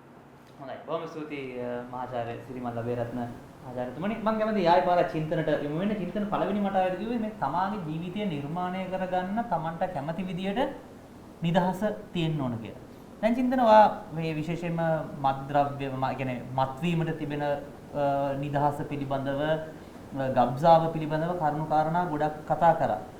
දැන් අපි විශේෂයෙන්ම ගත්තොත් එහෙම දැන් තමන්ගේ අපි හිතන්නේ යම් කිසි දෙයක් කිරීමෙන් වැළකීමේ නිදහස. මත් වෙන්න වගේම මත් නොවීමට තියෙන නිදහස. ජීවිතයක් අපි හිතන්නේ අපි මොනවා හරි නවත්තනවා වගේම ජීවිතයක් වර්ධනය කරන්න තියෙන නිදහස. මේක හැමතිස්සෙම අනිත් පැත්තේ නිදහස ගැන. චින්තන කොහොමද ඒ පැත්ත දකින්නේ කියන කෙනෙක්ට කියන්න පුළුවන් ඔබ මත් වෙනවා වගේම මත් නොවී ඉන්නත් මර නිදහස දෙන්න. එහෙම නැත්නම් වෙලාවකට ප්‍රශ්නයක් හිතෙනවා නිදහස අපි කියන්නේ කාට හරි අහන්න පුළුවන් අර නිදහසට බාධාවක් එල්ල කිරීමටත් නිදහසක් තියෙනවද කියලා. මේ ගැන කොහොමද චින්තන කරන්නේ? මෙහෙමයි දැන් මම හිතන්නේ ලංකාවේ කවදාවත් මේ කාටවත් බලෙන් පොවන්න ගිහිල්ලා හරි කාවත් බලෙන් මත් කරන්න ගිහිල්ලා හරි තත්ත්වයක් තියෙනවා කියලා. සහ මේ ප්‍රචාරණය පවා සීමා කරලා තියෙන්නේ මත් වීමේ දේවල් වලට. ඒකට ඒක නිසා මේ මත් නොවීමේ නිදහස බාධා වෙලා නැහැ. මත් නොවීමේ නිදහස බාධාවක් වෙලා තියෙනවා මත් වීමට කැමති මිනිස්සුන්ට. මොකද තමන් මත් නොවීම නිසා ඒ මත් නොවීම ඇඟේ ගහලා තියෙනවා මත් වෙන්න කැමති මිනිස්සුන්ගේ උඩ. මම මේක ඊට වඩා පොඩ්ඩක් සයිකොලොජිකල් ලේයර් එකකින් දකිනවා. ඒ කියන්නේ දැන් අපි අරක්කු සිගරට් ගැන ප්‍රශ්නයක් නැහැනේ. අරක්කු සිගරට් කියලා කියන්නේ ඇත්තටම සාමූහික දේවල්. මොකද අපි ගත්තොත් එහෙම බොන වටේක කීප දෙනෙක් එකතු වෙලා තමයි බොන්නේ. එතකොට ඒක ඇත්තටම අර කලෙක්ටිවිස්ට් පැත්තේ තියෙන දෙයක්. හැබැයි ඔය ඩ්‍රග්ස් හරි කන්ස හරි මේ වගේ දේවල් ගත්තොත් ඒවා තමන්ගේ පුද්ගලික ආධ්‍යාත්මය ඇතුළට මනස ඇතුළට රිංගන තමන්ගේ හුදකලා ප්‍රවේශයක්. එතකොට අපි බාධා කරලා තියෙන්නේ මෙන්න මේ කෑල්ලට. ඒ කියන්නේ මම ඒක දකින්නේ මිනිහෙකුට තමන්ගේ මානසික අභ්‍යන්තර ගවේෂණයට බාධා කිරීම කියන එක තමයි මම අත්වීම සම්බන්ධයෙන් තියෙන බාධාවන් වලට මගේ තියෙන විරෝධය තියෙන එතන. ඒ කියන්නේ මට අයිතියක් තියෙනවා මගේ මයින්ඩ් එක ඇතුළේ මොනවද තියෙන්නේ කියලා හොයාගන්න. එතකොට ඒකට මම දැනට මනුස්ස ශිෂ්ටාචාරයේ විසින් නිෂ්පාදනය කරලා තියෙන කිමිකල්ස් පාවිච්චි කරනවා. එතකොට ඒකෙන් මම කරන්නේ මගේ මනස ඇතුලේ ගවේෂණයක්. ඒකට බාධා කරනවා. ඒක කොහෙත්ම අදාළ නැති බහුතරයක්. මම ගිහිල්ලා මේක කාගවත් ඇඟේ ගහන්න යන්නෙත් නෑ. මම කාටවත් ඒකෙන් බාධාවක් කරන්න යන්නෙත් නෑ. මම ඒකෙන් අපරාධ කරන්න යන්නෙත් නෑ. මේ කිසිම දෙයක් ඔප්පු වෙලා නැතුව මට බාධා කරනවා. මේක රයින් රෑන්ඩ් කියන මම කියන අර දාර්ශනිකව ලස්සනට විස්තර කරනවා. ඒ කියන්නේ බහුතරයට කිසිම වෙලාවක අර සිරිමල් කිව්වා වගේ මේ එක නීතිය තියෙන්න පුළුවන් අර මේ තියෙන මොන නීතිය වුණත් සකස් වෙන්න ඕන පුද්ගලයා සතු නිදහස උදුරාගත නොහැකි කියන තැනට. මොකද ඒක අර අපිට අර අපේ තියෙන බෞද්ධ සම්ප්‍රදාය හරි ආගමික සම්ප්‍රදාය හරි මේ කෑල්ල නැහැ. ඒක අර මේ වෙස්ට් එකේ ඒ ක්‍රිස්ටියන් මේ ට්‍රැඩිෂන් එකේ තියෙනවා. දෙවියන් විසින් උඹලට දීපු ජීවත් වීමේ අයිතිය වෙන රජයකට හෝ කාටවත් බාධා කරන්න බෑ. මගේ තියෙන ලොකුම වේදනාව තියෙන්නේ කුඩු පැකට් එකකට හරි ගංජා පැකට් එකකට හරි මොකකට හරි අල්ලලා මිනිස්සෙක් කොල්ලෙක් අවුරුදු 20 ගානක විතර කොල්ලෙක්ව දානවා හිරේ. එතකොට ඌ මාස 6ක් වෙන්න පුළුවන් අවුරුද්දක් වෙන්න පුළුවන් මේක ඇතුලේ ගත වෙනවා. අපි මේ මිනිස්යාගේ ජීවත් වෙන කාලේ අවුරුදු 35ක් 40ක් වෙන්න පුළුවන්. ඒකට ඒකෙන් කාලයක් අපි මේ මිනිස්යන් අපරාධකාරයෙක් විදිහට අපරාධකාරයොත් එක්ක ඇතුළට දානවා. හැබැයි මේ මිනිස්යා කරලා තියෙන එකම අපරාධේ ඒ මිනිස්යාට බලපාන විදිහේ මේ මිනිස්යාගේ ආත්ම තෘප්තිය පිණිස යමක් පාවිච්චි කිරීම. මේක මම කියන්නේ අමානුෂිකයි කියලා. ඒ කියන්නේ අපි අයින් රෑන්ඩ්ගේම ප්‍රකාශයක් ආයි කියනවා නම් අපි ශිෂ්ට නම් අපි ශිෂ්ටාචාරය කියලා කියන්නේ මිනිස්යාට කොයිතරම් නිදහස දෙන්න පුළුවන්ද කියන ප්‍රමාණය අනුව තමයි. ඒ කියන්නේ මට ඔයාගේ නිදහස මට කරදරයක් නැත්තම් මං කියන්නේ සෙටප් එකක් කන පැලෙන්න මගේ නිදහසට පන්සල කොයිතරම් කරදරයක්ද? මගේ නිදහසට එහා පැත්තේ තියෙන පල්ලිය කෝවිල කොයිතරම් කරදරයක්ද? ස්පීකරේ දානවා කන පැලෙන්න පොලිසියට පැමිණිලි කරත් ඒ ස්පීකර් ඔෆ් කරන්න බෑ. එතකොට ඒක ගැන කිසිම සැලකිල්ලක් නැහැ. ඒක කියන්නේ උඹලා මේ රටේ ජීවත් වෙනවා නම් උඹලා මේක දරාගෙන ජීවත් විය යුතුයි. ඒක තමයි අපේ සාමූහික කොන්දේසිය. උඹගේ පුද්ගලික නිදහස ගැන මට ඇති තැකීමක් නැත. ඒක තමයි අපි නිතර දකින්න ලංකාවේ ප්‍රජාතන්ත්‍රවාදී ප්‍රවේශය වේ. මගේ යෝජනාව තියෙන්නේ කිසිම විටක බහුතරයා හෝ බහුතරය විසින් නැති කරගන්නා සම්මුතියකින් පුද්ගලයා සම්බන්ධ නිදහස. පුද්ගලයාට තමන්ගේ ජීවිතය එක්ස්ප්‍රෙස් කරන්න, තමන්ගේ ජීවිතය විඳින්න, තමන්ගේ ජීවිතය නිෂ්පාදනය කරන්න, පරිභෝජනය කරන්න තියෙන නිදහස කොහෙත්ම බාධා නොවිය යුතුයි. ඒක බාධා වෙනවා නම් ඒක සමාජයක් විදිහට අපි ලැජ්ජ වෙන්න ඕන. මේක තමයි අපි අරගෙන තියෙන දියුණුව. මේක තමයි අපි පිළිගන්න දියුණුව. අපි මෑතක හිරිකිත විදිහට මේ එල්ලා මැරීම පවා ආපහු ගේන සාකච්ඡාවක් ආවනේ. ඒ කියන්නේ මරණ දඬුවම පවා ආපහු පනවන්න හදනවා. ඒ කියන්නේ මිනිස්සෙකුගේ ජීවිතය මොකක් හරි දෙයක් නිසා ඒක අහිමි කරන්න අපිට අයිතියක් තියෙනවා කියලා අපි සාමූහිකව තීරණය කරනවා නම් අපි ඒ සාමූහිකය කොයිතරම් පිළිස්තිරු සාමූහිකයක් වෙන්න ඕනද? ඒ කියන්නේ අපි ජීවිතයකට දීලා තියෙන වටිනාකමේ ප්‍රමාණයෙන් අපි රීඩ් කරන්නේ. අපි තව කෙනෙකුගේ ජීවිතේ මේ මනුස්සයා ජීවත් වෙන කාලේ මේ මනුස්සයාගේ පැය ගන්න ඒ මනුස්සයාගේ ඒ පවුලත් එක්ක ළමයිත් එක්ක ගහකොළත් එක්ක ගත කරන කාලයට අපි දෙන වැලියු එක කොච්චරද කියන එක තේරෙනවා කිසිම ගාණක් නැතුව බෙල්ලෙන් අල්ලන් ගිහිල්ලා හිරේ දාන එකේ. අනිත් එක ලංකාවේ මේ මෑතක මම දකින්නවා මේ පාරේ යනකොට කොල්ලොන් එහෙම පොලිස් කාරුවෝ ඇවිල්ලා පොලිසිය අයට පුළුවන් ඇවිල්ලා කොණ්ඩේ කපලා නැහැ. තමසේ නිකන් කුඩුකාරයෙක් වගේ තමසේ කොණ්ඩේ මේ විදිහට යම් පොලිසියට. ඌ ඇතුලේ දවසක් විතර ඉඳලා තමයි එළියට එන්නේ. ඒක ස්වභාවිකයි. ඒ කියන්නේ එම් පොලිසියට අයිතියක් තියෙනවා අපේ පුද්ගලික නිදහසට කිසිම කොන්දේසියක් නැතුව බාධා කරා. මං අහන්නේ මේ පොලිසියට කොහෙන්ද බලය එන්නේ? පොලිසියට බලය දෙන්නේ අපි ඡන්ද ගහලා පත් කරන අපි හදපු පාර්ලිමේන්තුවේ නීති සම්මත වෙලා. එතකොට අපේ පාර්ලිමේන්තුවේ සම්මත වෙන නීතියෙන් අපේ කලිතම පාර යනකොට ගලවන්න පුළුවන්. ගලවලා ඒක ප්‍රශ්නයක් නෑ. ඒක එහෙම තමයි පොලිසිය තියෙන්නේ. එතකොට අපි අපේ ඉන්න බහුතරය අර මාර ඡන්ද ගහන සිරා බහුතරය ඒගොල්ලෝ පිළිගන්නවා. ඔව් කුඩෙක් වෙන්නේ නැතුව එහෙම චෙක් කරොත් තමයි මේ රට පොඩ්ඩක් කන්ට්‍රෝල් කරගන්න පුළුවන්.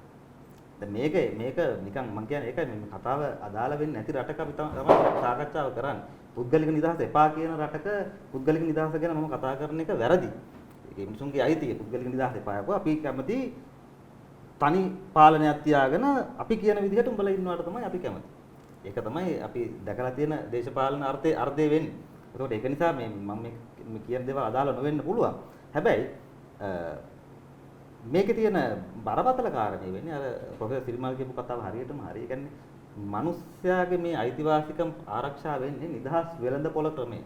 ඒ කියන්නේ මම කෙලිම පෙනී හිටනවා කැපිටලිසම් වෙනුවෙන්. ඒ කියන්නේ කැපිටලිසම් වලට තරම් මේ නිදහස් සම්බන්ධයේ දේවල් ආරක්ෂා කරන්න පුළුවන් වෙන කිසිම දේශපාලන දර්ශනයක් මේ වෙනකන් ඇවිල්ලා නැහැ. මම කැමතියි ඉදිරියේදී මොකක් හරි එකක් එනවා නම් ඒක ගැන සාකච්ඡා කරන්න. නමුත් ඒ ධනවාදයේ කියන ඇතුලේ විතරයි පුද්ගලික නිදහස සහ පුද්ගලයාට තමන්ගේ ජීවිතය තමන් කරන රැකියාව කැමති රස්සාවක් තෝරගන්න, තමන්ගේ ජීවිතය තමන් කැමති විදිහට ගත කරන්න, තමන්ගේ පුද්ගලික දේපල පවත්වාගෙන යන්න, මෙන්න මේ සියලු දේවල් වල අයිතිය තියෙන මේක මුදල් ගනුදෙනුවක් විදිහටනේ ලංකාවේ ඕන කෙනෙක් ගත්තොත් එහෙම සල්ලිත් එක තරහයි. ඌ සල්ලි හම්බ කරනවා ඌ අනිවාර්යෙන් කුඩු බිස්නස් කරනවා. එහෙමනේ තියෙන්නේ. ඒ කියන්නේ සල්ලි ගැන සල්ලි සම්බන්ධ විද්‍යාව නැහැ. ඒක පාවිච්චි වෙලා ඒ සමාජ හුරුවක් විදිහට ඇවිල්ලා නැහැ. අන්න ඒක නිසාම ඒගොල්ලෝ තේරුම් ගන්නේ නැහැ මේ කැපිටලිසම් කියන්නේ මුදල් ගනුදෙනුවක් නෙමෙයි. කැපිටලිසම් කියන්නේ Tamanට ජීවිතය අත්පත් කර ගැනීමේ නිදහස සම්බන්ධයෙන් තියෙන කතිකාව. මොකද ලංකාවේ ගත්තොත් එහෙම අපි හැමදාම දකිනවානේ ඔය ආණ්ඩුවෙන් රස්සාවල් ඉල්ලන. මට ඩිග්‍රියක් තියෙනවා. ඩිග්‍රිය කරන් එළියට ආවන් පස්සේ ආණ්ඩුවෙන් රස්සාවක් දෙන්න ඕන. මේක කිසිසේත්ම නොවිය යුතු දෙයක්. හේතුව ආණ්ඩුවේ ඉන්නේ රස්සාවල් දෙන්න නෙමෙයි. ආණ්ඩුවේ ඉන්නේ රැකියාව ඇති කරන්න පුළුවන් විදිහේ වපසරියන්, අවකාශයන්, ආර්ථිකයන්, යටිතල පහසුකම් මේවා සංවර්ධනය කරන්න. එතකොට රස්සාව කියන එක අපේ කැමති තෝරා ගැනීමක් වෙන්න ඕන. අපි කැමති විදිහේ අංශයක රස්සාවක් අපිට තෝරගන්න අයිතියක් තියෙන්න ඕන. නමුත් අපි ආණ්ඩුවත් එක්ක කැමතිසෙන් පවත්වාගෙන යන සම්බන්ධය.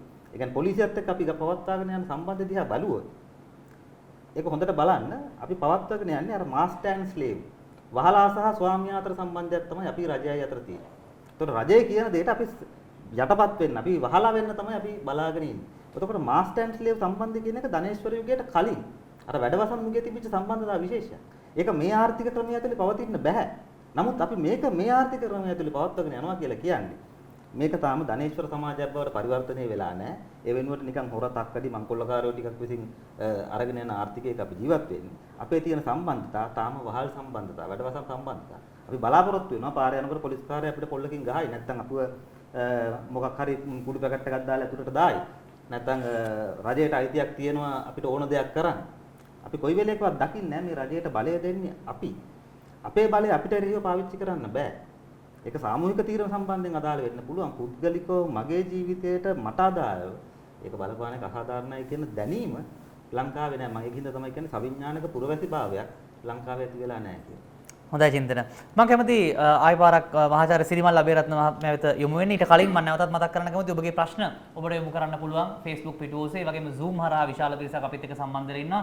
මේ ප්‍රශ්නත් ඔබට Zoom හරහා යොමු කරන්න පුළුවන්. මේ ප්‍රශ්න මම ඔවුන්ට ඉදිරිපත් කරන්න ලෑස්ති. දැනනවත් ප්‍රශ්න ගණනාවක් ඇවිල්ලා තියෙනවා. නමුත් මගේ ප්‍රශ්න ලයිස්තුව තියෙනවා. මම මුලින්ම මේ ටිකට තමයි මගේ පුද්ගලික නිදහස පාවිච්චි කරලා ඒ ප්‍රශ්න ටික අහලා තමයි ඔබේ අවස්ථාව දෙන්නේ. නමුත් මම පොරොන්දු වෙනවා ඔබගේ නිදහසට අනිවාර්යයෙන්ම අවස්ථාවක් දෙනවා කියලා. මහාචාර්ය අබේරත්න මම කැමති දැනගන්න දැන් විශේෂයෙන්ම දැන් ඔය කියන සංකල්පය ඇතුලේ පුද්ගලික නිදහසත් එක්ක මේ ආර්ථිකය ගැන කතා කරද්දී රටක් විදියට දියුණු වෙන්න තියෙන නිදහස එතනින් අපි අමතක කරනවාද? මොකද අපි හැම පුද්ගලයෙක්ටම තමන් කැමති කන්න කැමති කෑම ගැන තීරණයක් ගන්න අවස්ථාව දෙනවා නම් තමන් කැමති රස්සාවක් ගැන දෙනවා නම් ඒකෙන් මේ අපි රටක් විදියට දියුණු වෙන්න තියෙන නැත්නම් අපේ සමාජයක් විදියට යන්න තියෙන එක ඒකෙන් මග ඇරෙනවද?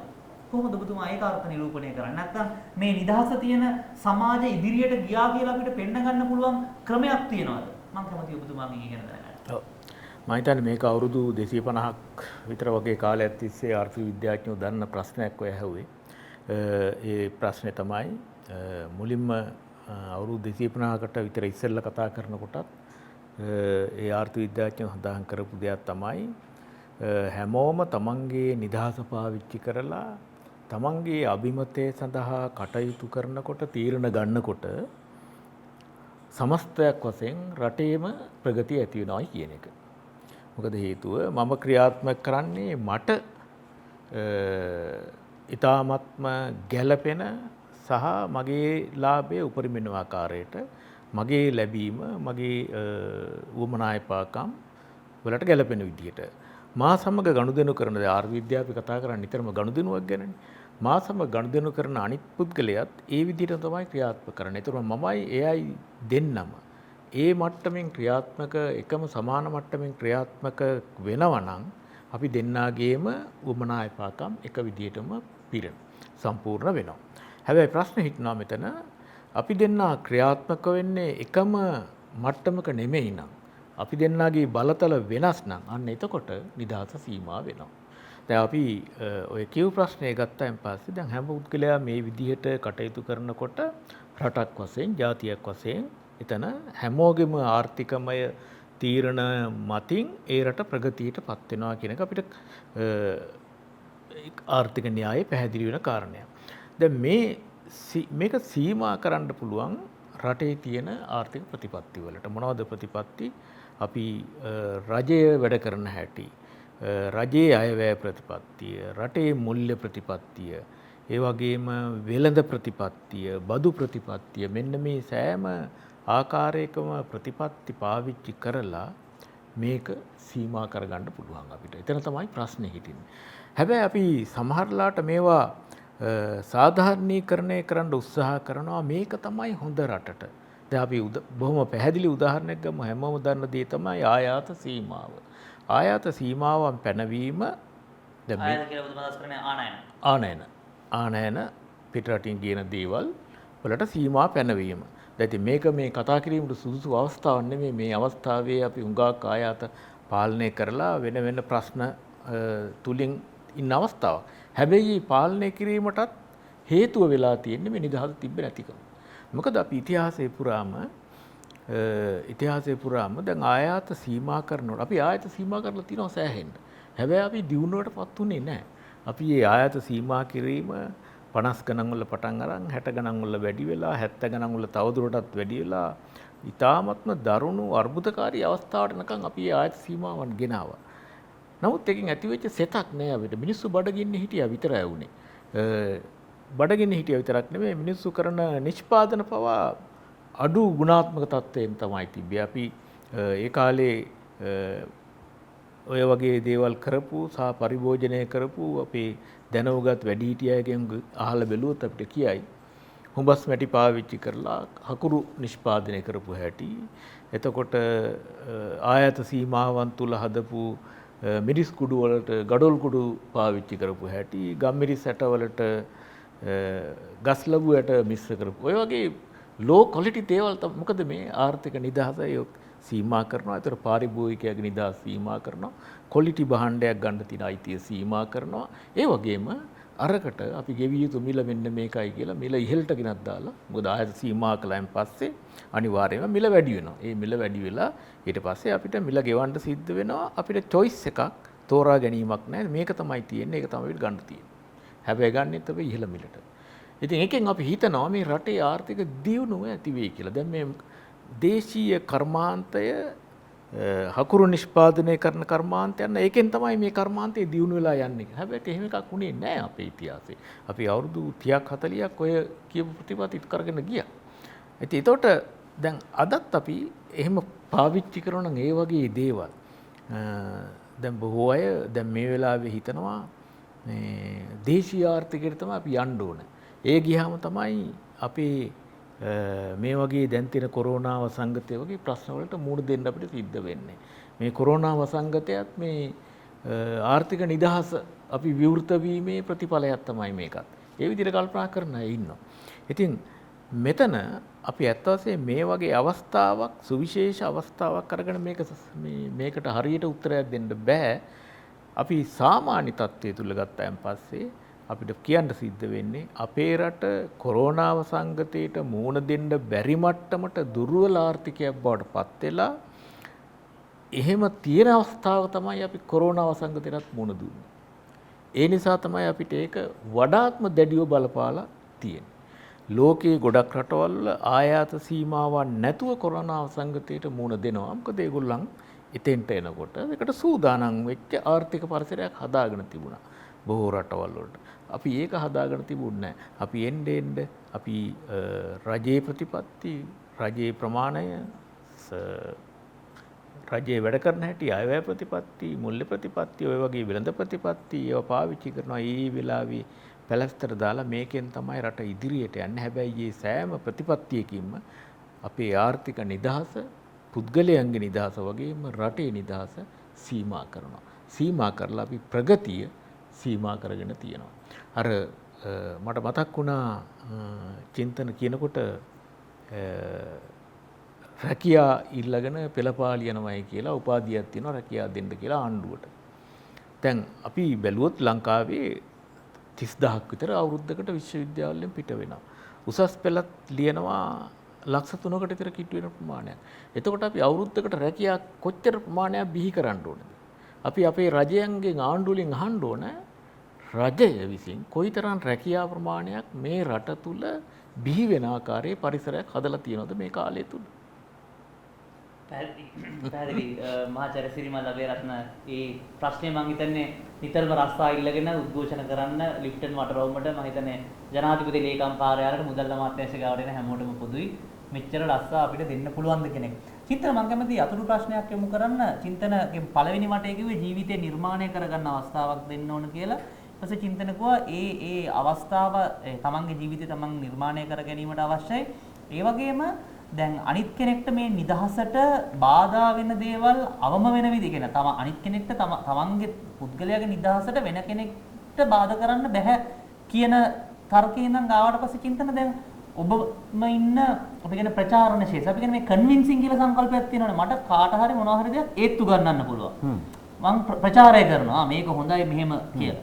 හැබැයි එතකොට මේ ප්‍රචාරයේදීම සමහර දේවල් ඒ කියන්නේ හැම දෙයක් ගැන මට දැනගන්න හම්බෙන්නේ නැහැ. දැන් ලෝකේ ආගම් 4000 ගණනක් කොහෙද තියෙනවා. මම මේ ඔක්කොම ගැන දැනගන්න හම්බෙන්නේ නැහැ. එතකොට මේ වගේ දේවල් කොහොමද එතකොට නායකත්වය සහ කන්වින්සින් කියන එක ඔය දර්ශනයත් එක්ක ගැලපෙන්නේ. මොකද නායකත්වය කියලා ගොඩක් කරලා අපි කියන්නේ කවුරු හරි මේක ඉස්සරහට අරන් යනවා අනික් කට්ටියගේ වට එකතු වෙනවා.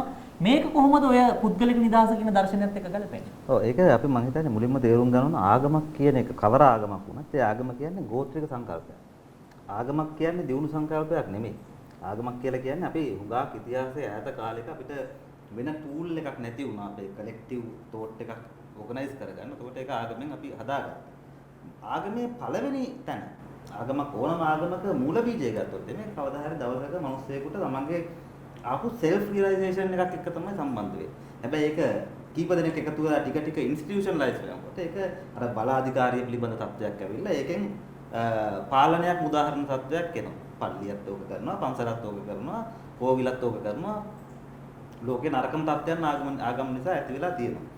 එතකොට මේ අර ගණනාත් අහපු කවුරු හරි එක්කෙනෙක් අපි ඇඩ්වර්ටයිසින් වල වෙන්න පුළුවන්. මේ වගේ දෙයකදී අපි කරන දේ ඒක තව කෙනෙකුගේ නිදහස සීමා කිරීමේ තත්ත්වයක් නෙමෙයි. ඒකට මම කියන වචනේ තමයි සෙඩියුසින් කියන එක. ඒ කියන්නේ කාව හරි සෙඩියුස් කරන්න අපිට අයිතිය තියෙනවා. සෙඩියුසින් කියන්නේ ආර්ට් එකක්.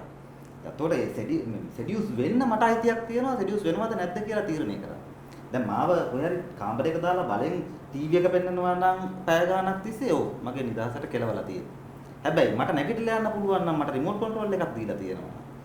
ඔතකොට මගේ නිදහසට කෙලවලා නෙමෙයි තියෙන්නේ. හැබැයි ඔය මතය ලංකාවේ තියෙනවා. ලංකාවේ මිනිස්සු ඕක තියෙන්නේ මොකද අපි හැමතිස්සෙම ඔක අර ෆෙඩරික් හයෙක් කියන ආර්ථික විද්‍යාඥයා ලස්සනට විස්තර කරනවා මේ අපි එක්ස්පර්ට්ස්ලා විශ්වාස කරනවා. එක්ස්පර්ට්ස්ලා විශ්වාස කරන්නේ නැහැ නිදහස් සමාජයේ. මොකද ඕන එක්කෙනෙක් දැන් අපි ලංකාවේ ඕන බොරුවක් දොස්තර කෙනෙක් කිව්වොත් කොරෝනා දුම් හට්ටියෙන් හොඳ වෙනවා කිව්වොත් එහෙම බැලලා කොහොමද කියන්නේ දොස්තරනේ කිව්වේ දොස්තරට වඩා දන්නවද? ඊට පස්සේ පාටිකම අජිනමොටෝ වලින් මේක හැදෙනවා. දොස්තර කිව්වා නම් ඒක එච්චරයි. එන් එහාට කතා කරන්නේ මේක මේ නිදහස් සමාජයක ගතියක් නෙමෙයි මේක වහල් සමාජයක ගතියක්. නිදහස් සමාජයක ෆෙඩරික් හයක් ලස්සනට ඒක විස්තර කරලා කියනවා. එයා කියන්නේ මේ ඕන එක්ස්පර්ට් කෙනෙක්ට තමන්ගේ විෂය ගැන තියෙන ධාරිතාවෙන් දෙයක් ප්‍රකාශ කරන්න පුළුවන්. හැබැයි ඒක මගේ ජීවිත අවකාශය ඇතුලේ දාලා මගේ පරිමාව ඇතුලෙන් කිරලා බලලා ගන්න අයිතිය මට තියෙනවා. අරයට බෑ මං කරන්න ඕන දැන් අර ලංකාවේ ડોක්ටර් කෙනෙක් ගාවට ගියොත් එහම සිගරට් බොන එක නවත්තන්න. ඔයා අරගෙන නවත්තන්න. එහෙම කියන්න අයිතියක් නෑ නිදහස් පුද්ගලික නිදහස කරු කරන සමාජයේ. මට ඉල්ලීමක් කරන්න පුළුවන්. ඔයාගේ මේ ලෙඩේට මේක බලපානවා. ඔයාට පුළුවන් නම් ඕක නවත්තන්න. ඒක යාගේ choice එක. choice එක කියන එක නැත්තම් නිදහස නෑ. තෝරා ගැනීමේ හැකියාවක් මට තියෙන්න ඕන options මගේ ඉස්සරහ. ඒ options වැඩි වෙන්න මම වඩා නිදහස් සමාජයක ජීවත් වෙනවා. options අඩු වෙන්න මම ටික ටික පටු වෙච්ච සමාජයක ජීවත් වෙනවා. මම ඇඩ්වර්ටයිසින් වලට කැමතිත් ඒකයි. මොකද ලංකාව වගේ හරිම පටු දින දෙකක් කාලා වෙන දෙයක් බලාගෙන ඉන්න කම්මැලි රටක්. මේකට ඇඩ්වර්ටයිසින් තියෙන හින්දා අඩු ගානේ අපි දැනගන්නවා අපිට අවශ්‍ය ප්‍රමාණයට වඩා දේවල් ප්‍රමාණයක් ගන්න. අපි සුපර් මාකට් එකකට ගියහම බඩු ගත්තේ නැතත් අපි නිරාවරණය වෙනවා සෑහෙන ආශාවන් ප්‍රමාණයකට, ඩිසයර්ස් ප්‍රමාණයකට. මෙන්න මේ ඩිසයර්ස් වැඩි වෙන්න තමයි අපිට හිතෙන්නේ අපේ ජීවිතේ අපි පරිපූර්ණ කරගන්නවා කියලා කියන්නේ අපි දැනගන්නවා අපිට මෙච්චර රස භාවයන් සංතරපණය කරන්න පුළුවන් කියලා. ඔන්න ඒක තමයි අර ජීවත් වීමේ රසය නැත්නම් ජීවත් වීමේ තෘෂ්ණාව කියලා කියන්නේ. අපි මේ ලෝකෙට ඇවිල්ලා තියෙන තෘෂ්ණාව නැති කරන්න නෙමෙයි තෘෂ්ණාව විඳින්න. ඉතින් මේ තෘෂ්ණාව විඳීමේ අභ්‍යාසය කරන්න ඇඩ්වර්ටයිසින් වගේම මාකටිං කැපිටලිසම් වල කරන ප්‍රතිනිෂ්පාදනය මේ දේවල් අති වැදගත්. ඉතින් අර මම පිළිගන්නවා නායකයෙක් වෙන්න පුළුවන් නායකයෙකුට තියෙන කැරිස්මැටික් අප්‍රෝච් එකක්. එයාට කැරිස්මා එකක් තියෙනවා. එයා කිව්වහම අනිත් මිනිස්සු ඒ අදහස බාර ගන්නවා. ඒ සෙඩියුසින් පවර් එක ඒක ඕකේ ඒක තියෙනවා. හැබැයි ඒක සෙඩියුසින් පවර් එකක් නෙමෙයි ඒක බලයක් තුන. දැන් ප්‍රොෆෙසර් සිරිමල් කියපු ලස්සන කතාවක් තමයි අර මිනිස්සුන්ට Taman කැමති දේවල් කරන්න නිදහස තියෙන්න ඕනක. ඒකත් හයක් විස්තර කරන කතාවක එයා කියනවා මේ ස්පොන්ටේනිටි කියලා. ඒ කියන්නේ මිනිස්සුන්ට ඒ කැමති වෙලාවට ඒ හිතන දේවල් සමූහයක් විදියට කරනවා. එක දේවල් එක මිනිස්සු කරනවා. හැබැයි ඒ කිරීම හරහා සමස්තයක් විදියට අපි ශිෂ්ටාචාරය ඔසවා තබනවා. දැන් අපි ගත්තොත් එහෙම ලෝකයේ අපි මේ අත්පත් කරගත්ත දියුණුව කවදාවත් අත්පත් කරගෙන නැහැනේ මොකක් හරි තියෙන කොන්දේසියකට යටත් වෙච්ච මිනිස්සු විසින්. හැමතිස්සෙම පිටස්තරයෝ ඒ තියෙන නීතිය කඩ කරපු මිනිස්සු, ඒ තියෙන සම්මුතිය කඩ කරපු මිනිස්සු, ඒ තියෙන දේවල් වලින් එහාට ගිය මිනිස්සු විසින් තමයි මේ දේවල් හොයාගෙන තියෙන්නේ. ආගමෙන් කිව්වොත් එහෙම මුහුදු තරණය කරන්න එපා කියලා මුහුදු තරණය කරපු මිනිස්සු තමයි ආර්ථිකය ලොකු කරේ. හඳට යන්න එපා කියලා කිව්වොත් එහෙම හඳට ගිය මිනිස්සු තමයි මේ අභ්‍යවකාශ විද්‍යාව පිළිබඳ පරිමාවන් විනා මේ ලොකු කරේ. තව ආගම් වලින් කියන්න පුළුවන් ඇඟ කපලා බලන්න තහනම්. මේ දෙවියන් විසින් දීපු ඇඟ කපන්න බෑ මොකටද. හැබැයි ඇඟ ගැන ඒ කායච්ඡේද විද්‍යාවෙන් තමයි ඒ අංශයන් දියුණු වුනේ. ඒ කියන්නේ හැමතිස්සෙම අපි කියන්නේ මිස්ෆිට්ස්ලා කියලා. සමාජයේ විසින් බාර නොගන්න සමාජ සම්මුතිය. ඒ කියන්නේ අර ස්ලේව් මෙන්ටැලිටි එකේ නොහිටින. තව කවුරුහට ඔක අර මම ඉස්සෙල්ලා සඳහන් කරපු දාර්ශනිකවම කියනවා අයින් බ්‍රෑන්ඩ් මතු කරනවා මේ සමාජයේ ඉන්න ಜಾති දෙකක මිනිස්සු දෙල එකක් තමයි තමන්ගේ මනසේ විසින් කරන නිර්මාණය. තමන්ගේ ජීවිතය කියලා විඳින මිනිස්සු. ඒ කියන්නේ තමන්ගේ මනස තුළ තමයි තමන් ජීවත් වෙන්නේ. අනිත් මිනිස්සු මනුස්සයා විසින් නිර්මාණය කරපු ජීවිතය ඇතුලේ පැරසයිට් එකක් වගේ ජීවත් වෙනවා. ලංකාවේ බහුතරය කියන්නේ අපි පවා පැරසයිට්ස්. මොකද අපි බටහිර හරි වෙන රටවල් මහන්සියෙන් විද්‍යාවෙන් ඒ කියන්නේ සමහර ඒවා ජීවිත කැප කරලා අපි දන්නවා මේ මාරි කියුරි වගේ රේඩියම් වැදිලා ඒ මිනිසුන්ගේ ජීවිත පවා නැති වුණා ඒ විද්‍යාත්මක සොයාගැනීම් කරන්න කියලා. ලංකාවේ කාටවත් එහෙම වෙලා නැහැ. වෙන්නේ නැත්තේ අපි එහෙම කරන්නේ නැහැ. අපි කවුරු හරි විසින් හදලා දෙන දේ කාලා බීලා ඉන්නවා මිසක්. ඒ හදලා දෙන දේ කාලා බීලා ඉතල ඉන් පිටට යන්න කාටවත් බැරි වෙන්න නීති ටිකකුත් අටවනවා. කාටවත් එතනින් එහාට හිතන්න බෑ. ඒකින්ද අපි කවදාවත් අලුත් දෙයක් නිර්මාණය කරන්නේ නැති જાතියක්. අපි අපේ જાතියක් විදිහට ගත්තාම අපි හදපු කොටුව ඇතුලේ ඉන්න ඒක සතුටෙන් බාර අරගෙන ඉන්න වර්ගයක් ඉතින්. ඒක නිසා තමයි අපි මේ තරම් නිර්මාණාත්මක වෙලා තියෙන්නේ. හොඳයි. ඒ චින්තනගේ අදහස් දැක්වීම මේ නිදහස ගැන කොහොමද කියලා මම නැවතත් මතක් කරනවා. ඔබට ප්‍රශ්න යොමු කරන්න පුළුවන්. මම තව සුළු මොහොතකින් ඔබ ඒවල තියෙන ප්‍රශ්න වලටත් අවධානය යොමු කරනවා. ඒ වගේම නිදහසට මඟ කියන මේ ආචාර්ය රිචඩ් වෙලින්ග්ස් මුලින්ම රචනා කර Beginners Guide for Liberty කියන පොතේ සිංහල පරිවර්තනය අද Night Watchman සමාජය එළි දක්වනවා නිදහසට මඟ කියලා. නිදහස ගැන අදහස් එකතුවක් කියලා තමයි මේ පොතේ තේමාව දක්වලා තියෙන්නේ. ඉතින් ඔබටත් පුළුවන් මේ පොත අන්තර්ජාලය ඔස්සේ කියවන්න වගේම පොතේ කොපියක් නැත්නම් මුද්‍රණයක් මිලදී ගන්න. ඒ වගේම ඔබගේ ප්‍රශ්න යොමු කරන්නත් පුළුවන් Night Watchman Society කියන Facebook page එකේ වගේම තවත් Facebook පිටු ගණනාවකම මේක සජීවීව විකාශය වෙනවා. ඒ වගේම Zoom හරහාත් ඔබගේ ප්‍රශ්න අපිට යොමු කරන්න පුළුවන්. ඒ ප්‍රශ්න ඔක්කොම වෙලාව තියෙන විදිහට මේ දෙපළට යොමු කරන්න මම බලාපොරොත්තු වෙනවා. මම කැමති ප්‍රොෆෙසර් අබේරත්නකින් දැනගන්න දැන් ආර්ථික නිදහස ගැන කතා කරද්දී විශේෂයෙන්ම මේ ලෝකයේ විවිධ රැලි එනවා මේ කාලයක් ඉන්දියාවේ තිබ්බා be Indian buy Indian කියලා ලංකාවෙත් මම හිතන්නේ මේ වගේ අදහස් ඇවිල්ලා තියෙනවා. ඒ වගේ දේවල් ගැන කොහොමද ආර්ථික නිදහසත් එක්ක ඔබතුමා දකින්නේ? ඒකෙන් ඒ කියන්නේ මගේ රටේ හදපු දෙයක් මට ගන්න තියෙන නිදහස වගේම මගේ රටෙන් පිට හදපු දෙයක් ගන්න තියෙන නිදහස වගේ සංකල්ප කොහොමද මේ ආර්ථික නිදහසත් එක්ක ගැලපෙන්නේ? ඒක මම හිතන්නේ ආර්ථික නිදහස කියන සංකල්පයට හුඟක් පටහැනිව තමයි මේ මතය එන්නේ. තමන්ගේ අර ජාතිකමය හැඟීම් ඒ වගේ දේවලුත් එක්ක එන දෙයක් තමයි ඔය be Indian buy Indian be Sri Lankan buy Sri Lankan වගේ කතන්දර අහන්න ලැබෙන්නේ. ඒක අර sentimental value එකක් උතන තිබුණට ඒකේ ආර්ථිකමය value එකක් නැහැ ඔය කියන කතාවේ. ඒකට හේතුව තමයි අපිට ආර්ථික ප්‍රගතියට යන්න මේ ලංකාවේ හදන දේවල් විතරක් ඒවා විතරක් පරිභෝජනය කරගෙන අපිට යන්න බෑ ඉතින්. ඕකට අලුතෙන් අපිට අමුතුවෙන් මේක පරිශන කරලා හොයන්න අවශ්‍ය නැහැ. අපේ ඉතිහාසයේ අපි මේ ප්‍රතිපත්තිය අනුගමනය කරලා තියෙනවා. ඒ අනුගමනය කරන කාලය තුල අපේ මාකට් එක එන්න එන්න පුංචි වුණා. මොකද අපේ අයට බොහොම පුංචි මාකට් එකකට තමයි හදන්නේ. මාකට් එක පුංචි හින්දා අපිට ක්වොලිටි භාණ්ඩයක් අපිට ගන්න නැහැ. ක්වොලිටි භාණ්ඩයක් නැති නිසා පිටරටින් කවුරුවත් අපේ මාකට් එකට භාණ්ඩ ගන්න ඉන්නේ නැහැ. හොඳ පළතුරක් ගන්න, හොඳ එළවලුවක් ගන්න, හොඳ කෑමක් ගන්න විදේශිකයෝ අපේ හුඟක් වෙලාවට සැලකිල්ලක් දක්වනවා මේක පුළුවන්ද මට. මේක හොඳ දෙයක්ද මට කියන එක පිළිබඳව ලොකු සැකයක් තියෙනවා. හැබැයි අපි බටහිර ධනවාදී සමාජයක් තුල ගිහිල්ලා ඒ වගේ නිෂ්පාදනයක් ගත්තොත්, පළතුරක් ගත්තොත්, එළවලුවක් ගත්තොත් අපිට ඒ පිළිබඳව සෑහෙන දුරට විශ්වාසයක් තියෙනවා මේක ඉතා හොඳ ක්වොලිටි එකේ ක්වොලිටි ගුණාත්මක තත්ත්වය හොඳයි කියලා. හැබැයි අපි අපේ රටේ යම් කිසි භාණ්ඩයක් ගන්න ගියාම අපිට ඒ විශ්වාසය නැහැ. ඒ නිසා අපේ රටවල් වලට පුංචි මාකට් එකක් තමයි තියෙන්නේ. පුංචි මාකට් එක කියන එක දිලිඳුකමේ තියෙන ඉතාම වැදගත් ලක්ෂණයක්. දිලිඳුකම කියන එකේ මාකට් එක විශාල නම් තමයි මිනිස්සු ගොඩක් එන්නේ. අපි ඔය ආර්ථික විද්‍යාවේ කතා කරන විවිධ න්‍යායයන් තියෙනවා. මූලධර්මයන් තියෙනවා. වෙළඳපොළ විශාල නම් තමයි කර්මාන්තයකට විශාල වෙන්න පුළුවන්. අපේ ප්‍රගතිය තීරණය වෙන්නේ ප්‍රගතියේ සීමාවන් තීරණය වෙන්නේ අපේ වෙළඳපොළේ විශාලත්වය මත. ඊළඟට අපේ වෙළඳපොළේ විශාලත්වය මත තමයි අපි අර අඩු පිරිවැයට හදන්න පුළුවන් වෙන්නේ වැඩි ප්‍රමාණයක්. අන්න ඒ වගේ ආර්ථික මූලධර්ම තියෙනවා. ඉතින් අපි ඒ ඉඩකඩ වහලා දානවා. අපි ඔන්න ඔය කරන කතාවෙන් ඔය කරන වැඩෙන්. ඒ වහිනකොට මොකද වෙන්නේ? අපි අර තෝරා ගැනීම කියන එක අපිට සීමා වෙනවා. හරි? දැන් අද වුණත් අපි ආයාත නවත්තපු නිසා අපිට හුඟා තෝරා ගැනීම සීමා වෙලා තියෙනවා. ආයාත නවත්තලා තියෙන්නේ මොකද? අපිට ඒක දරන්න තරම් අපේ විදේශ විනිමය නැහැ. ඇයි අපිට විදේශ විනිමය දරන්න තරම් නැති වෙලා තියෙන්නේ? අපි ඉතිහාසයේ පුරා අපි අනුගමනය කරලා නැහැ මේ ආර්ථික නිදහස සහ සමපාත වන ආර්ථික ප්‍රතිපත්ති. ඒ හින්දා අපි එන්න අපේ ආර්ථිකය දුර්වල වුණා. දුර්වල වුණාන් පස්සේ දැන් අපිට ඉදිරියට යන්න බෑ මේ වසංගතයකුත් එක්ක. අපිට දැන් කරන්න තියෙන එකපාරට කරන්න තියෙන දේ තමයි මේ ආයත සීමා කරලා වහලා දාලා තියෙන එක. ඉතින් අපි තෝරා ගැනීම හුඟක් සීමා කරලා තියෙනවා. ඉතින් මේ වෙලාවේ මේක දරාගෙන ඉන්න පුළුවන් වේවි. නමුත් හැබැයි අපේ ප්‍රගතිය මේ වසංගතයෙන් පස්සේ ඇතිවන කාලය තුල උනත් අපේ ප්‍රගතිය ඉදිරියට යන්න මේක වෙනස් කරන්න සිද්ධ වෙනවා.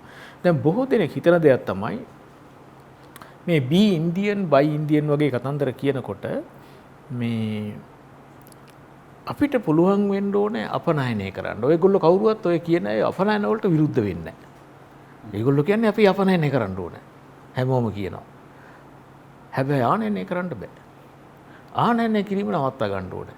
ඉතින් මේකට අපි කියන්නේ මේක ඉතිහාසයේ තිබිච්ච වැදගත් මේ ඔය බටහිර රටවල් මම හිතන්නේ මධ්‍යතන යුගයේ ඇතිවිලා තිබිලා අභාවයට ගිය කුහක ආර්ථික ප්‍රතිපත්තියක් කුහක ව්‍යාපාරික සංකල්පයක් වාණිජවාදය කියන එක. මේ කතා කරන්නේ මේ වාණිජවාදය නූතන ස්වරූපයෙන් ඇවිල්ලා තමයි. අපේ මාකට් එක අපි වහගන්න ඕනේ. මොකද අපි be Indian buy Indian නැත්නම් be Sri Lankan buy Sri Lankan. හැබැයි තමුසලාගේ මාකට් එක අපිට විවෘත කරලා දෙන්න ඕන. ඉතින් මේක සිද්ධ වෙන දෙයක් නෙමෙයිනේ. මම ඒකටම එකතු කරන්න කැමතියි ඔබතුමා. මගේ ඊළඟ ප්‍රශ්නේ ප්‍රවිෂ්ඨයක් ගත්තා. මට මේ Zoom මාරාත්මක ප්‍රශ්නම ඇවිල්ලා තියෙනවා. මේ ආර්ථිකය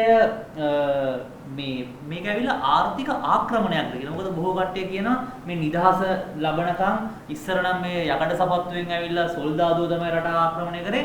දැන් ඇවිල්ලා මේ වෙළඳාමෙන් ආක්‍රමණය කරන්නද මේ සූදානම් වෙන්න කියලා මේ ආර්ථික නිදහසත් එක්ක මේ අපි කියන නිදහසේ වෙළඳම් කරන්න ආනයනය කරන්න අපනයනය කරන්න දෙන නිදහසත් එක්ක මේ ඇවිල්ලා වෙන රටවල් වල බහන්න අපිට අපි කැමති නැති දේවල් අපේ ඇඟේ ගන්නවා. මම චින්තනත් උදාහරණ කීපයක් අජිනමෝටෝ නැත්තම් අපි මේ මම නම් කියන කැමති නැහැ වෙළඳ නාම නිසා අර බීම හොඳ නැහැ. නමුත් ඒක දැන් බොන්න කියන ඇඟේ ගන්නවා. මේ නිදහසත් එක්ක එහෙම ආක්‍රමණයක් මේ කියන්නේ ආර්ථික ආක්‍රමණයක් සිදු වෙලා අපේ සම්පත් ඔක්කොම ධනවාදී රටවල් වලට යනවා කියලා එක පැත්තකින් මතයක් තියෙනවා. අනිත් පැත්තෙන් ඒ කට්ටියම සමහරලාට කියන මේ බලන්න ඇමරිකාව දැන් චීනයත් එක්ක ලොකු මේ ආනයන අපනයන මේ වෙනද තරගයක් තියෙනවා. ඒගොල්ලෝ කියනවා අපිට චීනේ එපා කියලා. ඉතින් ඇයි ඒගොල්ලෝ එහෙම කරනවා නම් ඇයි ඒක අපිට ගැලපෙන්නේ නැත්තේ කියලා ඒගොල්ලෝම නැවත වරකුත් සමහරවිට අහන අවස්ථා දැකලා තියෙනවා. ඔබතුමා කොහොමද ඒකට පිළිතුරක් දෙන්නේ මං චින්තනට යන්න කලින්? මේක Zoom හරහා ලැබිලා තියෙන ප්‍රශ්නයක්. right. දැන් චීනෙට බත්තත් චීනය අපි දැන් රටවල් ආර්ථික නිදහස මං කියවනේ එක එක මට්ටම් වලින් තමයි තියෙන්නේ කියලා. එතකොට කෙනෙකුට කියන්න පුළුවන් චීනයේ ආර්ථික නිදහස අඩුයි කියලා. මම හිතන්නේ චීනයේ ආර්ථික නිදහස උඟා කියලායි අර දේශපාලන නිදහස කියන එක තමයි අඩු වෙලා තියෙන්නේ. සීමා කරලා තියෙන්නේ. ඒක වෙනම ප්‍රශ්නයක්. හැබැයි අපි අර ආර්ථික මූලධර්ම ගත්තන් පස්සේ චීනයට තමන්ගේ වෙළඳපොළ ලෝකයේ වැඩිම ජනගහනයක් ඉන්න රටනේ. බිලියන 1.4ක ඒ කියන්නේ මිලියන නම් 1400ක් ජනගහනය ලෝකයේ වැඩිම ජනගහනයක් ඉන්න රට. හැබැයි චීනයට ඒ රට කුඩා වැඩි. ඒක අපිට ඉතා පැහැදිලිනේ. ඒ නිසා තමයි චීනයට තියෙන්නේ ගෝලීය දර්ශනයක්. දැන් ඔය අපි දන්නවා මේ අලුතෙන්ම තියෙන ලොකුම දේ තමයි ඔය ඇමරිකාව පවා සියලු දෙනා තරහ කරගෙන ඉන්දියාව ජපානය මේගොල්ලෝ හදනවා මේ බෙල්ට් ඇන්ඩ් රෝඩ් ඉනිෂියේටිව් අර පරණ ඉස්සර කාලේ තිබිච්ච සේද මාවත නූතන ස්වරූපයෙන් හදනවා චීනයේ සිට මේ නැගෙනහිර ආසියාව ඊළඟට දකුණු ආසියාව හරහා අප්‍රිකාව හරහා මැද පෙරදිග හරහා යුරෝපයට මූදෙනුත් ඊට පස්සේ ගොඩබිමිනුත් යන මාර්ගය දෙවිදියකින්. ඇයි මේක කරන්නේ මේගොල්ලෝ? මේගොල්ලෝ දන්නවා රට විශාලයි. රටේ නිෂ්පාදනය ගෝලීකරණය වෙන්න ඕනේ. ලෝක වෙළඳපොළට තමයි මේක යන්න ඕනේ. ලෝක වෙළඳපොළට යන්න ඒගොල්ලන්ට මාර්ග තියෙන්න ඕනේ. ඒ වගේම තමයි රටේ නිෂ්පාදනය දැන් චීනයේ නිෂ්පාදන අඩු වේගන යනවනේ. ආර්ථික වර්ධන වේගය අඩු වේගන යනවා. ඒ අඩු වේගන යන එක නවත්තා ගන්න ඒගොල්ලන්ට තියෙන්න ඕනේ යෙදවුම් වෙන්න ඕනේ. නිෂ්පාදනය පුළුල් කරන්න. යෙදවුම් ගන්නත් මාකට් එකට ඇක්සස් රූට් එකක් තියෙන්න ඕනේ. ඉතින් මේ දෙකම තමන්ට අවශ්‍ය යෙදවුම් ගැනීමටයි තමන්ට අවශ්‍ය තමන්ගේ තියෙන නිමැවුම් විකිණීමටයි මේක ඉතාම වැදගත් වෙනවා මේ මාර්ගයේ චීනට. ඉතින් චීනටත් තියෙනවා නම් ඒ වගේ ගෝලීය දර්ශනයක්. ඒ වගේ ලොකු රටකට මම හිතන්නේ ලංකාව වගේ පුංචි රටකට ආයෙ කතා කරන්න දෙයක් නැහැ. අපිට කිසිම ඉඩක් නැහැ ලංකාවේ සීමාවන් වහගෙන මේ අපි මේකෙන් තමයි දියුණු වෙන්නේ කියලා කියන්නේ. මොකද මම අර ඉස්සෙල්ලා කිව්වා වගේම පුද්ගලයෙක්ගේ වුණත්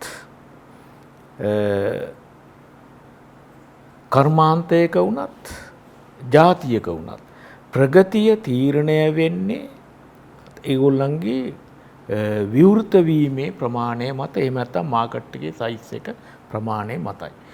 ඒක අපි සීමා කරනවා නම් ඇත්ත වශයෙන්ම ඒක පුද්ගලයෙකුට උනත් ඒක බලපානවා. ඒ පුද්ගලයා එතනින් එහාට යන්නේ නැහැ. දැන් මම නම් අපි අර කියනවා මගේ ගෲප් එක තුල ඉන්න ස්මාර්ටස්ට් කියන එක කොහොමද අපි කියන්නේ? දක්ෂතම කෙනා. ඔව් දක්ෂතම මන් තවත් තියෙනවා ඒකට තේරුන්නේ. මගේ ගෲප් එක තුල ඉන්න දක්ෂම එක්කෙනා මම නම් මම එතනින් එහාට යන්නේ නැහැ ආයේ. ඇයි හේතුව මම විවෘත වෙලා නැහැ. හැබැයි මට තරංගකාරීන් ගොඩක් ඉන්නෝ නම් මා වටේ මම එතනින් එහාට තව ගොඩක් යනවා. ඉතින් මේ තරංගයේ ඇති වෙන්න ඉතාමත්ම වැදගත් කොන්දේසියක් තමයි අපි මේ කතා කරන්නේ නිදහස සහ ඒ නිදහසත් එක්ක අපිට choices තෝරා ගැනීම රාශියක් ලැබෙනවා. ඒ තෝරා ගැනීම රාශිය අතර හරියට කරන්නේ නැති අයට ඉන්න අමාරුයි. වැඩේ හරියට කරන්නේ නැත්නම් ඉන්න අමාරුයි. ඒ නිසා කර්මාන්ත වැටෙන්න පුළුවන්, බොරු කරන අය වැටෙන්න පුළුවන්, බොරුවට හදන ගුණාත්මක තත්ත්වයෙන් අඩු බහන්න හදන අය, එළවලු පළතුරු හදන අයට ඉන්න බෑ. ඒගොල්ලන්ට තරම් කරන්න සිද්ධ වෙනවා. ඒගොල්ලන්ට ඉහළට හදන්න සිද්ධ වෙනවා. ඉතින් ඒක තමයි පොඩි දෙයක් ගත්තත්, ලෝ කර්මාන්තයක් ගත්තත් සිද්ධ විය යුතු දේ. චින්තන ඒකම අනිත් පැත්ත මම කියන්න කැමතියි මේ ගොඩක් දෙනෙක් කියලා තමයි මේ නිදහස කියලා කියන්නේ ඔබත් කිව්ව ඒක බටහිරින් ආපු දෙයක් කියලා. මේක ඇවිල්ලා සංස්කෘතික ආක්‍රමණයක්. මේ චින්තනල කියලා කියන්නේ මේ සංස්කෘතික ආක්‍රමණයට අහුවෙච්ච මේ කියන්නේ ඒකේ වික්ටිම්ස්ලා කියලා කියන්නේ ඒකට අහුවෙච්ච මිනිස්සු. නැත්තම් මේ සංස්කෘතික ආක්‍රමණයත් එක්කම මේ අපේ ආර්ථික ඒව සූරගෙන අරගෙන අපේ තියෙන සාරය උරාගෙන යන්න කියන චෝදනාවට චින්තන කොහොමද උත්තර දෙන්නේ? ඔව් ඒක මෙහෙමයි මම ඒක පිළිගන්නවා. මේක සංස්කෘතික ආක්‍රමණයක් තමයි. ආක්‍රමණයක්ද මම දන්නේ නැහැ. හැබැයි වෙන බටහිර සංස්කෘතියෙන් ආපු අදහස් පද්ධතියක් තමයි. අපේ ලංකාව ගත්තොත් එහෙම සංස්කෘතික ආක්‍රමණ දෙකක් සිද්ධ වෙලා තියෙනවා. එකක් තමයි ඉන්දියාවෙන් ආපු ඔය බෞද්ධ සංස්කෘතික ආක්‍රමණය. මිහිඳු හාමුදුරුවෝ කියලා කියන්නේ ලංකාවට ආපු සංස්කෘතික ආක්‍රමණයක්. ඒ කාලේ අපේ තිබිච්ච සભ્યත්වය නෙමෙයි ඊට පස්සේ මේ මිහිඳු හාමුදුරුවන්ගෙන් පස්සේ මේ ස්ථාපනය වෙන්නේ. ඒතකොට ඒක තමයි අපි 2500 කියන්නේ. ඊට පස්සේ බටහිර ජාතීන්ගෙන් බටහිර සංස්කෘතික ආభాෂය අපිට එනවා. ඒක ආක්‍රමණයක් නෙමෙයි මම කියන්නේ ඒක තමයි ලංකාවේ අපිට තියෙන පොහොසත්කම කියලා. මම හරි ආඩම්බර වෙන දෙයක් තමයි ලංකාවේ මාර සංස්කෘතියෙන් තොගයක් ඇවිල්ලා අපි එක එක ජාතීන්ට යටත් වෙලා එක එක ආభాෂයන් ලබලා හිතා ගන්න බැරි තරම් විවිධත්වයක් අපේ රටේ තියෙන එක තමයි මම දකින්නේ මේ ලංකාව කියන පොඩි මේ තිතක් වගේ රටේ තියෙන එකම පොහොසත්කම. මේක තමයි වැලියු එක. ඉතින් මෙතනදී මේ බටහිර සංස්කෘතිය ආක්‍රමණයක් කියලා කවුරු හරි කියනවා නම් මේ බටහිර සංස්කෘතික ආක්‍රමණයක් කියන මිනිස්සයා එක්ක තක්කඩියෙක් නැත්තම් කුහකයෙක් කියලා තමයි මම කියන්නේ.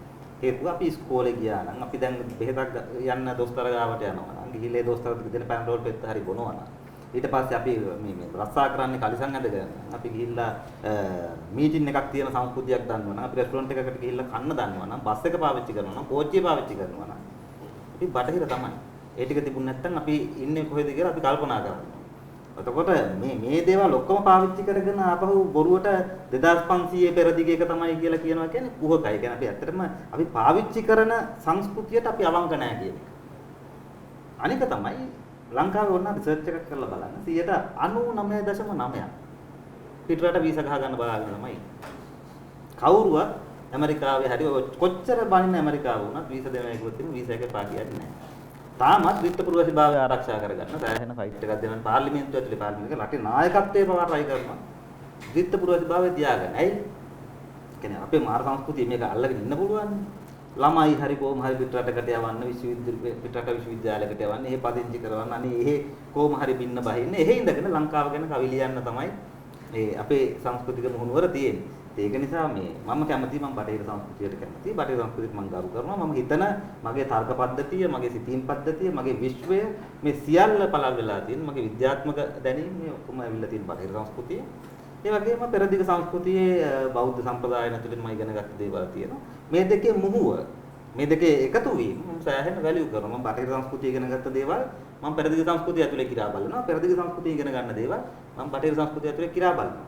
දැන් ඒ බටහිර සංස්කෘතිය ගැන කතා කරපු නිසා මම කියන්නම් අර මම අපේ පුද්ගලික නිදහස කියන මාතෘකාව යටතේ මම හිතුවා මේ ඔය මම ඉස්සර කිව්වේ දෙවියන්ගෙන් මේක එන්නේ කියලා. බයිබලයේ හරිම ලස්සනට රිචඩ් ෆ්‍රීමන් කියන මනුස්සයා මේක එයා බයිබල් ස්කෝලර් කෙනෙක්. මෙයා මේක සමාජ විද්‍යාත්මකව පැහැදිලි කරනවා. කියන්නේ එයා පෙන්නනවා බයිබලය කියන්නේ එක කාලෙක එක දිගට ලියපු පොතක් නෙමෙයි. ඒක එක එක කාලෙට කීප දෙනෙක් විසින් තමයි වතාවෙන් වතාව ලියන්නේ. එතකොට මේ ලියන වාරයක් පාසා බයිබලය ඇතුලේ ප්‍රකට වෙනවා ඒ කාලේ සමාජයේ තිබිච්ච වටපිටාව. ඒ සමාජයේ තිබිච්ච සිතුම් පැතුම් සම්ප්‍රදායන් ඒක ඇතුලේ ප්‍රකට වෙනවා. උදාහරණයක් විදිහට ආදම් සහ ඒව ගත්තොත් ඒගොල්ලෝ සම්පූර්ණයෙන්ම දෙවියන් වහන්සේට යටත්. ඒගොල්ලන්ට ඒගොල්ලොන් අර පාරාදීසෙන් පැන්නුවෙන් පස්සේ පවා නිකන් කොලයකින් තමයි ඒගොල්ලන්ට වහගෙන ඉන්න ඕනේ නිරුවත්. ඒගොල්ලන්ට නිෂ්පාදනයක් තිබුණේ නැහැ. ඊට පස්සේ නොවා ගත්තොත් එහෙම ආදම්ට පස්සේ එන්නේ නොවා කියන එක නේ. එයාත් ඒ වගේ දෙවියන්ට සෑහෙන යටත් තත්ත්වයක තමයි හිටියේ. ඊට පස්සේ එනවා ඒබ්‍රහම්. ඊට පස්සේ එනවා මෝසස්. මෙන්න මේ අවදීන් වෙනකොට ඒගොල්ලෝ නිෂ්පාදනයක් කරනවා. එතකොට නිෂ්පාදනයක් කරද්දී ඒගොල්ලන්ගේ දෙවියන් කියන එක්කෙනා දෙවියන්ට යටත් මිනිස්සයා නෙමෙයි. දෙවියන් එක්ක කතා කරන මිනිස්සෙක් ඉන්නේ. එතකොට දෙවියන් ප්‍රකාශ වෙන්නේ අන්තිමට අපි ගත්තොත් එimhe ජීසස්ගේ එහෙම දෙවියන්ගේ පුත්‍රයා එන්නේ. දෙවියන් තමන්ගේ ශරීරය ඇතුළට ගන්න. එතකොට අහසේ තමන්ට එළියෙන් හිටපු මහා දෙවියන්ව අන්තර්ග්‍රහණය කරලා තමන්ගේ ඇතුළෙන් ප්‍රකාශ වෙන මාධ්‍යයක් බවට පත් කරගන්න. මෙන්න මේක තමයි මම කියන්නේ පුද්ගල නිදහසේ නැත්තම් පුද්ගල භාවයේ වර්ධනය කියලා. පුද්ගලයා නිර්මාණය වෙන්නේ මේ විදිහට. බයිබලයේ ඉතිහාසයක් විදිහට ගත්තොත් එහෙම ඉතිහාසය ඇතුළේ අපිට පේනවා කොහොමද මේ පුද්ගලයාගේ සවිඥානිකත්වය නැත්තම් පුද්ගලයා කියන concept එක self කියන concept එක develop වුණේ කියලා. ඒක නිසා තමයි මම කියන්නේ පුද්ගලයා නිදහස දැන් ඔය අපි බහැර කරද්දි මේ ඔය ලංකාව වගේ රටවල් ඒක නිසා තමයි අර බහැර කරන්නේ මේ දේවල් අප්සෙට් කියලා. මේක මේ විජාතික කුමන්ත්‍රණ හරි මොනවා හරි කියලා බහැර කරන්නේ මොකද මේ බටහිර විද්‍යාව අපිට බටහිර විද්‍යාව ඉගෙන ගන්න බෑ ඒ ඉන්ඩිවිජුවලිසම් නැතුව. අපිට ඉතිහාසයේ ඒ තියෙන මේ සංස්කෘතික ප්‍රවාදයන් නැතුව අපේ දැන් දොස්තරලාට වෙලා තියෙන අභාග්‍ය සම්පන්න තත්ත්වය ඒකනේ. ඉගෙනගෙන ටයි එකක් දාලා නලාව කණේ ගහගෙන හිටියට ඉන්නේ වෙදා. ඇවිල්ලා බෙහෙත් අරගෙන යනකොට වැඳලා යන්න ඕන කියන එක තමයි ඔළුවේ තියෙන්නේ. ඒක වැඳලා ගියේ නැත්නම් ඌ අප්සෙට් වගේ එකක තමයි වැඩ කරන්නේ. ඒක තමන්ට අර වෙදාට තිබිච්ච ඉසිවර මේ අර වැඩවසම් ඉසිවර භාවයෙන් තමයි පෙළෙන්නේ. එහෙම නැතුව දොස්තරකම කියන්නේ මම විද්‍යාවක් ඉගෙනගෙන තියෙනවා. මම ඒකෙන් යම් යම් දේවල් මට දැනුමක් විදියට තියෙනවා. මම ඒකෙන් මිනිසුන්ට සේවයක් සලසනවා. ඒක නෙමෙයි මේ අපේ ලංකාවේ ක්‍රමයේ තියෙන්නේ. ඒක නිසා තමයි දොස්තරලා ඔක්කොම දාලා ගිහිල්ලා දුම් හට්ටිය අල්ලන්නේ. ඊට පස්සේ සමහර දොස්තරලා කියන්නේ නාත දෙයියන්ගේ පිටින් තමයි මේක එන්නේ වගේ තැන්වලට යන්නේ. මෙන්න මේ තියෙන අර ස්කිසොෆ්‍රෙනික් මිනිසුගේ ඔළුව කැඩලා තියෙන්නේ මේ එක කෑල්ලක් ගිහිල්ලා නාත දෙවියන්ගේ කෑල්ලේ තියෙන අනිත් පැත්ත තියෙන්නේ අර නිව්ටන්ලා අයින්ස්ටයින්ලාගේ පැත්තේ. එතකොට මේ දෙක එකට එක හැප්පෙනවා. ඉතින් ලංකාවේ අපි අත්විඳින්නේ මෙන්න මේ තියෙන දෙබිඩිකම. පැලිච්ච ඔළුව කවුරුවත් අවංකව හිතන්නේ නැහැ මම මොනවද මේ කියන්නේ. මම මේ කියන දෙයට මම අවංකද? මම පාවිච්චි කරන්න කැමති සපත්තුව මොකක්ද? මම යන්න කැමති වාහනේ මොකක්ද?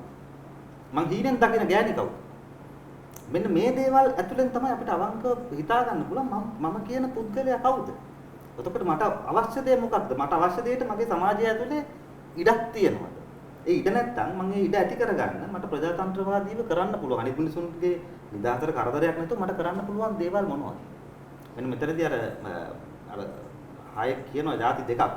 මේ ෆෙඩරික් හයක් කියන ආර්ථික විද්‍යාඥයා එයා කියනවා අර මම ඉස්සෙල්ලා කිව්වේ ස්පොන්ටේනියටි මිනිස්සු එක එක දේවල් කරලා. ඔක හරියටම තියෙන්නේ දැන් අපි ට්‍රැෆික් හදනවානේ. ට්‍රැෆික් එක හදනකොට අපි හදනවා මෙතනින් පාර ඇවිල්ලා මෙතනින් හරවලා යන්න කියලා. හැබැයි මේක ඔන් කරලා තිබ්බහම ටික දවසකින් මිනිස්සු මේ හරස් පාරකින් මෙහෙම යන්න පටන් ගන්නවා. ගිහිල්ලා අපිට තේරෙනවා අර පාරට වඩා මිනිස්සු විසින් හොයාගත්ත මේ ප්‍රැක්ටිස් එකෙන් හොයාගත්ත මේ පාර සුදුසුයි. මේ පාර කාලය අවම කරනවා. අන්න එතකොට මේ මිනිස්සුන්ගේ අලුත් සොයා ගැනීමට ඉඩ ඒ පරිසරය ඇතුලේ තියෙනවා. දැන් අපි ගත්තොත් එහෙම මනුස්ස නිදහස නැත්නම් පුද්ගල නිදහස වෙනුවෙන්ම කියලා ආපු අනිත් අර්ධය තමයි. දැන් හයක් කියන්නේ අරකට ස්කෙප්ටිකල් කියලා. ස්කෙප්ටිකල් කියන්නේ Taman විශ්වාස කරන දැනුම ගැන ඒ දැනුමේ සීමාවක් තියෙන්න පුළුවන් කියලා විශ්වාස කරනවා. මේ හැමදේම දන්නවා නෙමෙයි. මේක ඊට වඩා වෙනස් භාවිතාවන් වලට යන්න පුළුවන් කියලා. අනිත් එක තමයි ඔය අපි රුසියානු වගේ විප්ලවයන් වල දකින්නේ. කොමියුනිස්ට් වාදීන් විශ්වාස කරන්නේ. ඒගොල්ලෝ නිදහස වෙනුවෙන් තමයි අරගලය කරන්නේ. නිදහස වෙනුවෙන් අරගලය කරන්නේ සාමූහිකව තනි තීරණ ගන්න. නිකන් තඩි තීරණය වෙනස් කරන්න බෑ. පක්ෂය කියලා තියෙන්නේ මෙච්චරයි. ඒ පක්ෂයට පිටින් යන්න බෑ. අන්න එහෙම ඒවට අපි කියනවා රැෂනල් එළඹුමක් කියලා තමයි හයක් කියන්නේ ඒකට. ඒකේ තියෙන ලොකුම හානිය තමයි ඒකම තමයි පුද්ගල නිදහසට ඊළඟට හතුරු වෙලා ඉන්නේ. මොකද වෙනස් කරන්න බැරි ලොකු සිමෙන්ති කොට්ට වගේ දේවල් හදා ගන්නවා. මේ මතිමතාන්තර ඒවා අනුව පාලනය වෙනවා. නැවත ආධිපත්‍යයක් ගොඩ නැගෙනවා. මේ ඔය අපි කියන කලෙක්ටිවිසම් ඇතුලේ එන මොඩර්න් සංකල්ප වෙන්නේ මේ මෙකමිනිසම් වෙන්න පුළුවන්, සෝෂලිසම් වෙන්න පුළුවන්. ඒව ඇතුලේ පුද්ගලයාගේ නිදහස නැති වෙන්නේ ඒක නිසා. නිදහස වෙනුවෙන් කියලා අරගලේ පටන් ගන්නවා. හැබැයි නිදහස නැති කරන ආධිපත්‍ය බලයත් ඒ විදිහටම තහවුරු වෙනවා. දැන් අපි මේ පාර ජනාධිපතිවරයා පත් කරගන්නකොටත් අපේ තිබුණේ ඒ වගේ දෙයක්. ලක්ෂ 69ක් ගිහලා ඡන්දෙ දෙනකොට ඒගොල්ලෝ බලාපොරොත්තු වුණේ අපි වෙනුවෙන් අපි එක මිනිස්සෙක්ට සියලු දේ දෙනවා. 21 සංශෝධනයේ එහෙම කියන්නේ එහෙමනේ අපි සියලු දේ දෙනවා ඕන දෙයක් කරන්න පුළුවන් එක මිනිස්සෙකුට. හැබැයි මේ මිනිස්සයා එක මිනිස්සෙක්. ඒ මිනිස්සයාගේ දැනුමේ සීමාවක් තියෙනවා. ඒ මිනිස්සයාට හිතන්න පුළුවන් කරන්න පුළුවන් දේවල් වල සීමාවක් තියෙනවා. ඒ මිනිස්සයා කරන දේවල් වරදින්න පුළුවන්. ඒ වරදින දේවල් ටෙස්ට් වෙන්න, චෙක් වෙන්න නැත්තම් නිවැරදි වෙන්න නිදහස තියෙනවා. ඒ වටපිටාව තියෙනවා. මෙන්න මේක තමයි අපි අහිමි කරගෙන යන්නේ. එතකොට අපි අර හය කියනවා වගේ අපි නිදහස පිළිබඳ කිසිම හැඟීමක් නැතුව නැවත නැවත තෝරා ගනිමින් ඉන්නේ යටපත් වෙලා තව කෙනෙක් විසින් අපව පාලනය කරපන් අපේ ජීවිතය අපි ගත කරන්න ඕන විදිය අපිට අන කරලා කියලා දීපන්. අපි ඔබ කියන විදියට අන කරලා ඉන්නවා අපිට කන්න අඳින්න තිබුණත් ඇති අපි ෂේප් එකේ ඉඳලා මැරිලා යනවා. මම ඒකටම අතුරු ප්‍රශ්නයක් යොමු කරන්න කැමති චින්තන. දැන් චින්තනගේ ශබ්දකෝෂයට අනුව විනය කියන එක කොහොමද දකින්නේ? ඒ කියන්නේ ඒක අපේ පුද්ගලයන් නිදහසට බාධා කරන දෙයක්ද නැත්නම් ඒක පුද්ගලයෙක්ගේ තෝරා ගැනීමක්ද? මම සාමාන්‍ය මිනිස්සු අපි කියන්නේ මේ යද්දී මේ පාරේ කොළ දානවා අරවා මේ. එතකොට මේ විනය කියන සංකල්පය චින්තන අර්ථ දක්වන්නේ කොහොමද? මොකද සමාජයේ ලොකු කතාබහක් තියෙනවා මේ ලංකාවේ හදන්න බැරි මේ විනය නිසා එහෙම නැත්නම් මේ මිනිස්සෙක් වුණත් මේ විනය නැහැ. ඒ වගේම කියන දෙයක් තමයි මේ රැඩිකල් වාදීන් කියන්නේ කිසිම විනයක් නැති වුන් එහෙම කියලාත් කියනවා. මම කැමති චින්තන විනය අර්ථ දක්වන්නේ කොහොමද මේ සංදර්භය තුල? මෙහෙමයි විනය කියන එක කවුරු හරි විසින් බලෙන් පනවලා අර හමුදාය වගේ මේක කරපන් අරක කරපන් කියලා තියෙනවා නම් ඒක මේ ගෝත්‍රික විනයක්.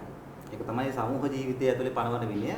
මිනිස්සුන්ට මිනිස්සු විදිහට ඒ කියන්නේ සිතන පතන Tamanට සිහිබුද්ධියක් තියෙන අනිත් මිනිස්සෙක් ගැන හිතලා වැඩ කරන්න පුළුවන් කල්පනාවක් තියෙන මිනිස්සෙක් විදිහට ඒ මිනිස්සයාට ගරු කරන්නේ නැති වුනහම තමයි ඒ වර්ගයේ විනය පාලනය කරන විනයන් පැනවෙන්නේ. එතකොට ඒ වෙනුවට අපි පුරුදු වෙන්න ඕන අපි try කරන්න ඕන හැමතිස්සෙම විනය කියන එක මිනිස්සු Taman විසින් ග්‍රහණය කරගන්න දෙයක්. දැන් මම පාරේ කොළ දාන්න නැත්තේ හරි දැන් පාරේ ලංකාවේ බෞද්ධරයක් වෙ සිංහල බෞද්ධයෝ යනකොට කෙලක ගහ යනවා. හැමදාම කෙල ගහනවා කිසිම ප්‍රශ්නයක් නැහැ. ඒ කෙල ගහන එක සාමාන්‍ය වෙලා තියෙන්නේ දැන්. එතකොට කොයි වෙලේකවත් එයාගේ ඔළුව වැඩ කරන්නේ නැහැ. මම කෙල ගහන එක තව කෙනෙකුට අප්‍රසන්න වෙන්න පුළුවන්. නැත්තම් මේක සෞඛ්‍ය ආරක්ෂිත නොවන පුරුද්දක් වෙන්න පුළුවන්. එහෙම නැහැ. හැබැයි කෙල ගැසීම තහනම් කියලාද මේක නවත්තන්න ඕන කියලා ඇහුවොත් මම කියන්නේ නැහැ. ඇයි කෙල ගහන්න එපා කියන්නේ කියන එක මිනිහා දැනුවත් වෙන්න ඕන. මොකද අපි හැම මිනිස්සෙකුටම සලකන්න ඕන මේ මිනිස්සයා හිතන, පතන, තමන් වෙනුවෙන් තීරණ ගන්න පුළුවන් මිනිස්සෙක් කියන ගරුත්වය ඇතුව. මගේ යටතේ පාලනය වෙන මොකෙක් හරි රොබෝවෙක් හරි සතෙක් හරි නෙමෙයි කියන ගරුත්වය ඇතුව. එහෙම තව මිනිස්සෙක් දිහා ගෞරවයෙන් බලන්න පුළුවන් නම් විතරයි අපිට සමාජයේ ඇත්තටම සවිඥානික පෙරලියක්, කොන්ෂස් රෙවොලූෂන් එකක් බලාපොරොත්තු වෙන්න පුළුවන්. එහෙම නැත්නම් කවුරු හරි විසින් වේවැලෙන් ගහනවට බයයි, කොල්ලෙන් ගහනවට බයයි, වෙඩි තියනවට බයයි මිනිස්සු පාලනය වෙනවා නම් ඒක සත්ව ගොවිපලක් වගේ එකක්. ඒක මනුස්ස සමාජයක් නෙමෙයි. ඒක අපිට ආඩම්බර වෙන්න පුළුවන් මේ ශිෂ්ටත්වයේ උරුමයක් නෙමෙයි. අපි ඇත්තටම ඔය කියන විනය ප්‍රශ්නයක් ලංකාවේ තියෙන. ඔය විනය ප්‍රශ්නේ තියෙන ඉස්කෝලවල ඉඳන්. ඉස්කෝලවල ඉඳන් හරියට උගන්වන්නේ නැහැ. ඇයි අපි මේ දේවල් කරන්න ඕනේ? අපි කොයි විදිහට තව මිනිස්සෙක් එක්ක සම්බන්ධතාව පවත්වන්න ඕනේ? කොයි විදිහට අනිත් මිනිස්සුන්ගේ නිදහසට ගරු කරන්න ඕනේ? ඒක නිසා තමයි මම කියන්නේ පන්සලේ ලවුඩ් ස්පීකරේ ඇත්තට සද්දෙන් දාන්නේ. එච්චර මේ බුද්ධ ආගම කියන මම දන්න ප්‍රඥා සම්පන්නම විෂය. කියන්නේ ප්‍රඥාව පිළිබඳ ඒ තරම් ගැඹුරු විෂයක් නැතුව ඇති. හැබැයි ඒක දරන ආයතනයේ පවා හිතන්නේ මේක තව මිනිස්සෙකුගේ කනට කරදරයක් වෙන්න පුළුවන් කියලා. විනය නැහැ. එතකොට විනය පිරිහීම කියන එක පන්සලෙත් නැත්තම්, පල්ලියෙත් නැත්තම්, කෝවිලෙත් නැත්තම්, ඒක පොලිසියෙත් නැත්තම්, ඒක පාලනය කරන දේශපාලකයන්ගෙත් නැත්තම්, ඒක මිනිස්සුන්ගේ හදන්න පුළුවන් කියලා කවුරු හරි හිතනවා නම් කාට හරි අනදීලා. ඒක පීඩාවටපත් කරන විනයක්. ඒකට කියන්නේ ආධිපත්‍යයක්. ඒක ඒකාධිපතිත්වයක්. ඒ වගේ දෙයකට මේ එකඟ වෙන්න බෑ. ඉතින් අපිට බයට පාලනය වෙන්න සිද්ධ වෙන්න පුළුවන්. නමුත් එකක වෙන්න පුළුවන් දෙයක් නෙමෙයි. හොඳයි.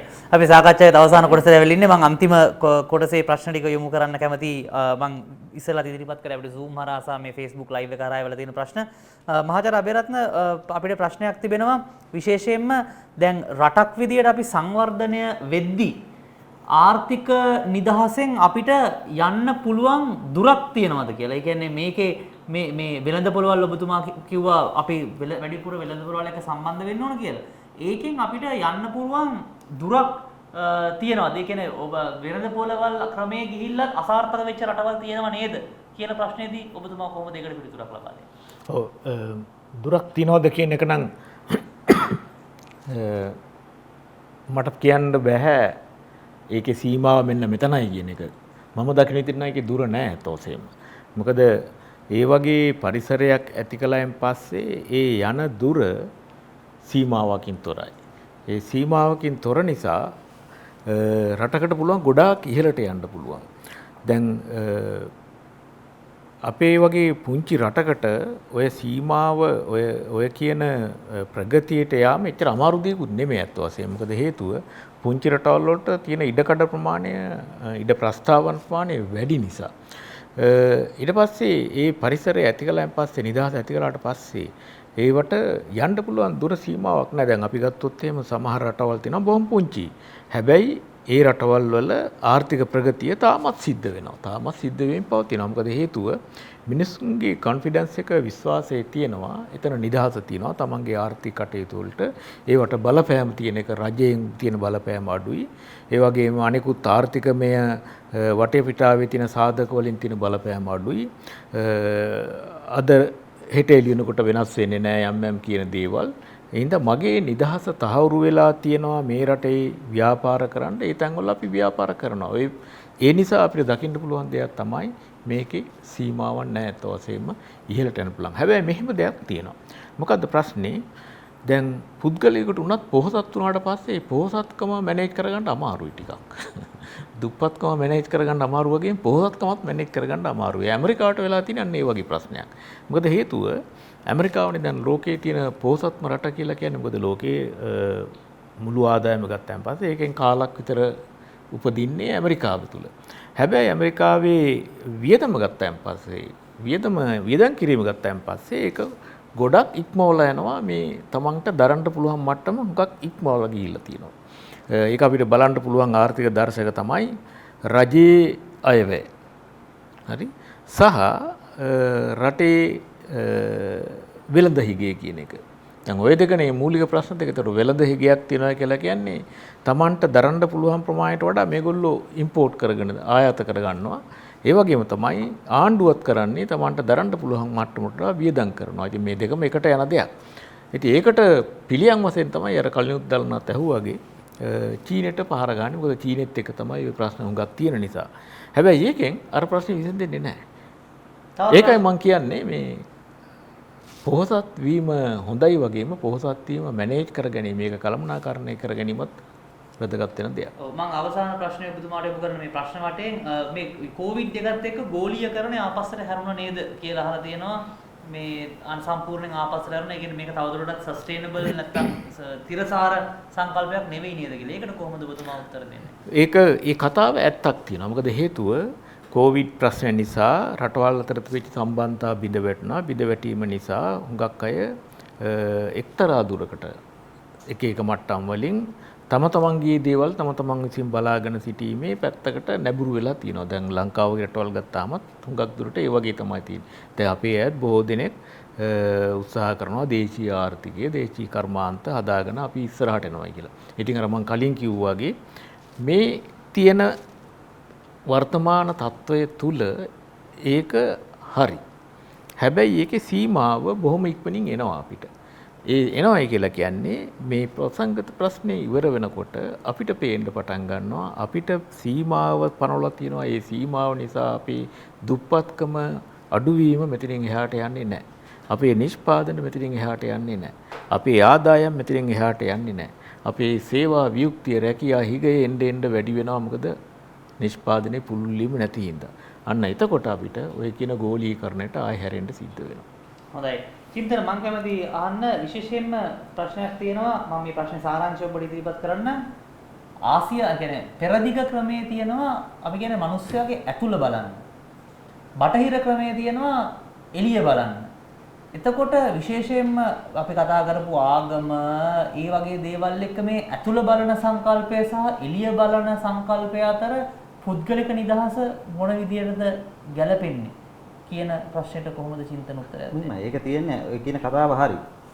ඔය කියන කතාව හරි මම ඉස්සෙල්ලා කිව්වා වගේ ආගම හැදිච්ච තැනදී. කියන්නේ පළවෙනි වක්තෘවරයාට දෙවියන් වහන්සේ විසින් පණිවිඩය දීපු තැනදී. නැත්තම් බුදුන් විසින් තමන්ගේ පණිවිඩය කියන තැනදී. ඒක හරි. හැබැයි ඒක ආයතනයක් වුණායින් පස්සේ දැන් පන්සල් හෝ පල්ලි නඩත්තු වෙන්නේ ඇතුළ බලන්න නෙමෙයි. දැන් පන්සල් හෝ පල්ලි නඩත්තු වෙන්නේ තව එකෙක් ලියන එක පවා තහනම් කරලා ඒ මිනිහවත් දඬු කඳේ ගහලා පුළුවන් නම් හිරේ දාලා මට හිතා ගන්න බෑ. ඒ කියන්නේ ඒක ලංකාවේ මාර අප්‍රසාදයකට පත් වෙච්ච තැන ශක්තික කියලා මිනිස්සෙක් ලියපු කෙටි කතාවකට හාමුදුරුවෝ ටිකක් ගිහිල්ලා නඩු දාලා ICCPR කියන පනත යටතේ ඒ මිනිස්සයව හිරේ දැම්මා. මාස 6ක් හෝ ඒ ආසන්න කාලයක් ඒ මිනිස්සයා හිරේ හිටියා. ළමයෙකුයි බිරිඳකුයි ඉන්න මිනිස්සෙක් කොහොමද සිවුරක් දාගත්ත මිනිස්සෙකුට පුළුවන් වෙන්නේ? ඒ කියන්නේ බෞද්ධ ආගම වෙනුවෙන් පෙනී ඉන්න කෙනෙකුට පුළුවන් වෙන්නේ තව මිනිස්සෙකුගේ ජීවිතය. ඒ මිනිස්සයා ලියපු අකුරු නිසා, ඒ මිනිස්සයාගේ අදහස් ප්‍රකාශ කිරීමේ වරද නිසා. ඒ විදිහේ බාධාවක් කරලා සම්පූර්ණතාවයකට පත් කරන්නේ. ඒක මට කරන්න බෑ. මම ආගමික පූජකයෙක්වත් කවුරුවත් නෙමෙයි. මම බොහොම ලෞකික මිනිස්සෙක්. මම කරන්නේ නැහැ කවදාවත්. හැබැයි ඒක අපේ ලංකාවේ හාමුදුරු කෙනෙක් කරා. හාමුදුරුවෝ කණ්ඩායම ඉතින් කරා.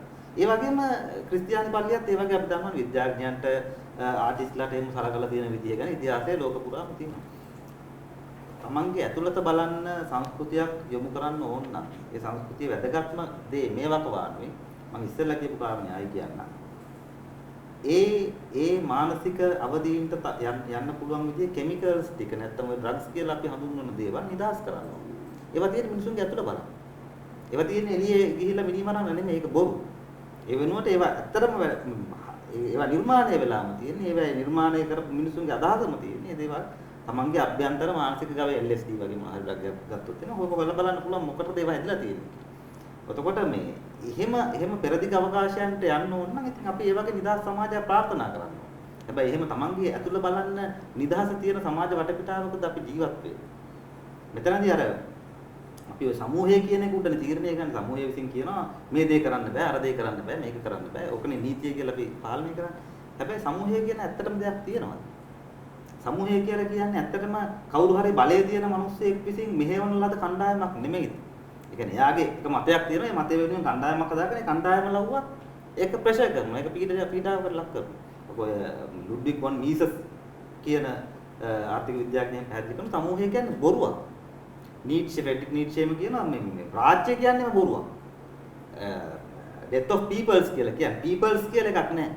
එහෙම මිනිස්සු ගොඩක් නැහැ. ඉන්නේ මිනිස්සු තනි මිනිහෙක්. ඒ මිනිහා අර පැරසයිට් වගේ මනසක් නැති තව කණ්ඩායමක් තමන්ගේ අදහසක් නතු කරගෙන ඒකෙන් සමූහයක් හදාගෙන ඒකේ පීඩන ඒකේ බලය මුදා හරිනවා තනි පුද්ගලයන් මත මේක තමයි පුද්ගලක නිදහසට ඇති වෙන්න පුළුවන් ලොකුම බාධාව. ඒක තමයි අපි ලංකාව වගේ රටවල් වල ඇත්තටම ওই පෙරදිග සම්ප්‍රදායේ චීන විශේෂයෙන් දැන් අපි ගොඩාක්ම මේ චීන සංස්කෘතියට ලං වේගන යන එක තමයි භයානක අර්ධය වෙන්නේ.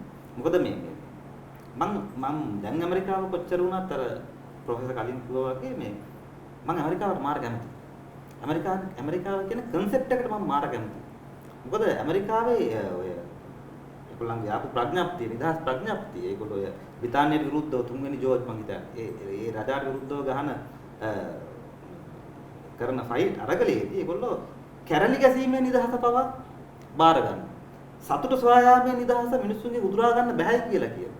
ඒ ප්‍රඥප්තිය තියෙන වදන්තිය ප්‍රඥප්තිය ඇතුළේම සාධනය කරනවා මිසක් self evident. ඒවා පිටින් ගෙනල්ලා පිට කාරණාවලට අදාළ වෙන්නේ නැහැ. දෙවියන් විසින් ඔබට පවරා ඇති ඔබේ ජීවිතය පිළිබඳ නිදහස හෝ අයිතිය කිසිම රජයකට හෝ කිසිම පාලනයකට නැවත බාර ගන්න බෑයි කියන කොන්දේසි උඩ තමයි ඇමරිකාව නිර්මාණය වෙන්නේ. මම ඇමරිකාව කියන ඒ රාජ්‍ය හැදිච්ච concept එකට ඒගොල්ලන්ගේ තියෙන්නේ මේ ෆාදර්ස් කියලා ෆෝෆාදර්ස් කියලා නේ කියන්නේ ඒ මිනිසුන්ගේ අදහස් පද්ධතියට මම මාර කැමතියි. ජෝන් ලොක්ලාගේ ඒ වගේ ආපු ලිබරල් තින්කර්ස් ලගේ මම හිතන්නේ ජෝන් ලොක් මොන්ඩෙවිල් ඊට පස්සේ හියුම් ඊළඟට තමයි ඔය ඇඩම් ස්මිත් දක්වා එන්නේ ඔය ලිබරල් ධාරාව. මෙන්න මේ ධාරාව ගොඩනැගුණේ ඇමරිකානු මේ දර්ශනය ගොඩනැගුණේ මේ අදහස් මත. ඉතින් මම හිතන්නේ මේ අපි පුද්ගලික නිදහස ගැන කතා කරනවා නම් අපිට ඇමරිකාව දිහා අනිවාර්යෙන් බලන්න වෙනවා. චීනේ දිහා අහගෙන ඉන්න වෙනවා. ඒ කියන්නේ චීනේ කියන හොඳ උදාහරණයක් නෙමෙයි අපි බොහොම ලේසියෙන්ම අඩංගු වෙන්න පුළුවන් මාර සමූහවාදී කිසිම පුද්ගල අනන්‍යතාවයක් ඉල්ලා නොසිටින වහල් සහ ස්වාමි සම්බන්ධතාවය ඇතුලේ ජීවත් වෙන්න කැමති. මම හිතන්නේ සවිඥානික පුරවැසි භාවය කියන එක අහිමි කරගත්ත ඒ රටවල් ගොඩක් අය උදාහරණයක් විදිහට කියනවා සිංගප්පූරුව වගේ වෙන්න ඕන කියලා. සිංගප්පූරුව කියන්නේ රටක් නෙමෙයි. සිංගප්පූරුව කියන්නේ නිකන් මාකට් එකක්. සිංගප්පූරුවේ මිනිසුන්ට එහෙම නිදහස පිළිබඳ හෝ අයිතීන් පිළිබඳ හැඟීමක් නැහැ. සිංගප්පූරුවේ මොනවද හැදිලා තියෙන සංස්කෘතික කලාවන් මොනවද ආර්ට් මිනිසුන්ගේ එක්ස්ප්‍රෙෂන්ස් මොනවද තියෙන්නේ. එහෙම දේවල් නැහැ. එහෙම දේවල් හැදෙන්නේ අර පුද්ගල නිදහස කියන වපසරිය තිබුණොත්. ඒක අර බටහිර ජාතීන්ගෙන් ආපු උරුමය නිසා ලංකාවේ සෑහෙන්න තියෙනවා. මම බටහිර ජාතීන්ගේ උරුමය කියලා කියන්නේ මේ කෙටි කාලීන මේ පෘතුගීසින්ගෙන් පටන් ගත්ත කාලේ නෙමෙයි. අපි ගත්තොත් එimhe අපේ ඉතිහාසයේ පටන් ගත්තම තැන ඉඳන් අපි ග්‍රීසිය පවා එක්ක වෙළඳ මාර්ගයන් වල සම්බන්ධ වෙලා ඒ සියලු කොන් යා කරන මධ්‍යස්ථානයක් කියලා සියලු සංස්කෘතීන් එකතු කරන වෙළඳ පොළක් වුණා. ඔන්න ඒක නිසා ආපු අර ප්‍රජාතන්ත්‍රවාදී වෙන්න පුළුවන් විවිධත්වයේ ගරු කරන වෙන්න පුළුවන් අනිත් මිනිස්සුත් එක්ක ජීවත් වීමේ වටපිටාවන් හඳුනා ගැනීම වෙන්න පුළුවන්. ඒ වගේ නැඹුරුතාවයක් අපේ සංස්කෘතියේ තිබුණා. නමුත් අපි අවාසනාවන්ත විදිහට යුද්ධයකට මුහුණ දුන්නා. අවුරුදු 30ක් තිස්සේ ඊට පස්සේ දැන් තවත් නරක තත්ත්වයක් තියෙනවා කොරෝනා හින්දා. මෙන්න මේ වගේ ආපදා තත්ත්වයන් වලදී අපි පුද්ගලික නිදහස කියන එක තමයි ඉස්සෙල්ලම කැප කරන්නේ.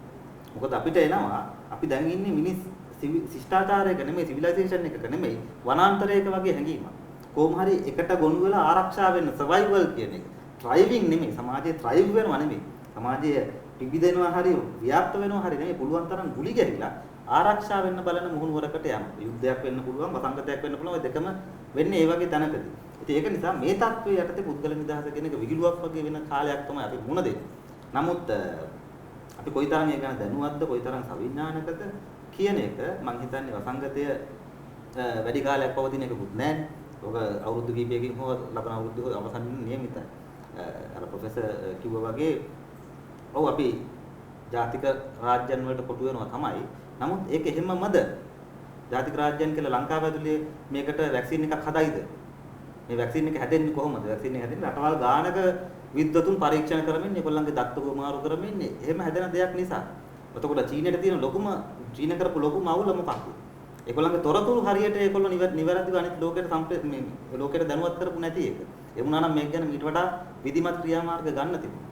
නමුත් මේ සියලු දේ වටපිටාව වැහුණත් අපි ඉන්ටර්නෙට් හරහා කරමින් ඉන්නේ මොකක්ද? අපි ලෝකයක් එක්ක දැනුම මේ මොහොතේ අපි දන්නවා ට්‍රම්ප්ට දැන් කොරෝනා ට්‍රම්ප් අද උදේ මොකක්ද කිව්වේ? කිඹුමක් ඇරියද? මේ ඔක්කොම දන්නේ.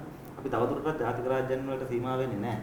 අපි මෙච්චර කල් ගෝමාරු කරපු පෙට්ටි මුට්ටි දේවල් නවතින්න පුළුවන්. හැබැයි අපි වෙනත් දේවල් ගෝමාරු කරමින් තාමත් ලෝකයේත් එක්ක සම්බන්ධ වෙනවා. විශේෂයෙන් ලංකාව වගේ රටක ලංකාවේ අර දන්නාත් ඉස්සෙල්ලා කලින් අහපු ප්‍රශ්නේ අපි ඇත්තටම අපේ රට ගැන වඩා අපේ රටට වඩා උනන්දු වෙන්න ඕන මම හිතන්නේ අනිත් රටවල් පොසත් කරන්න.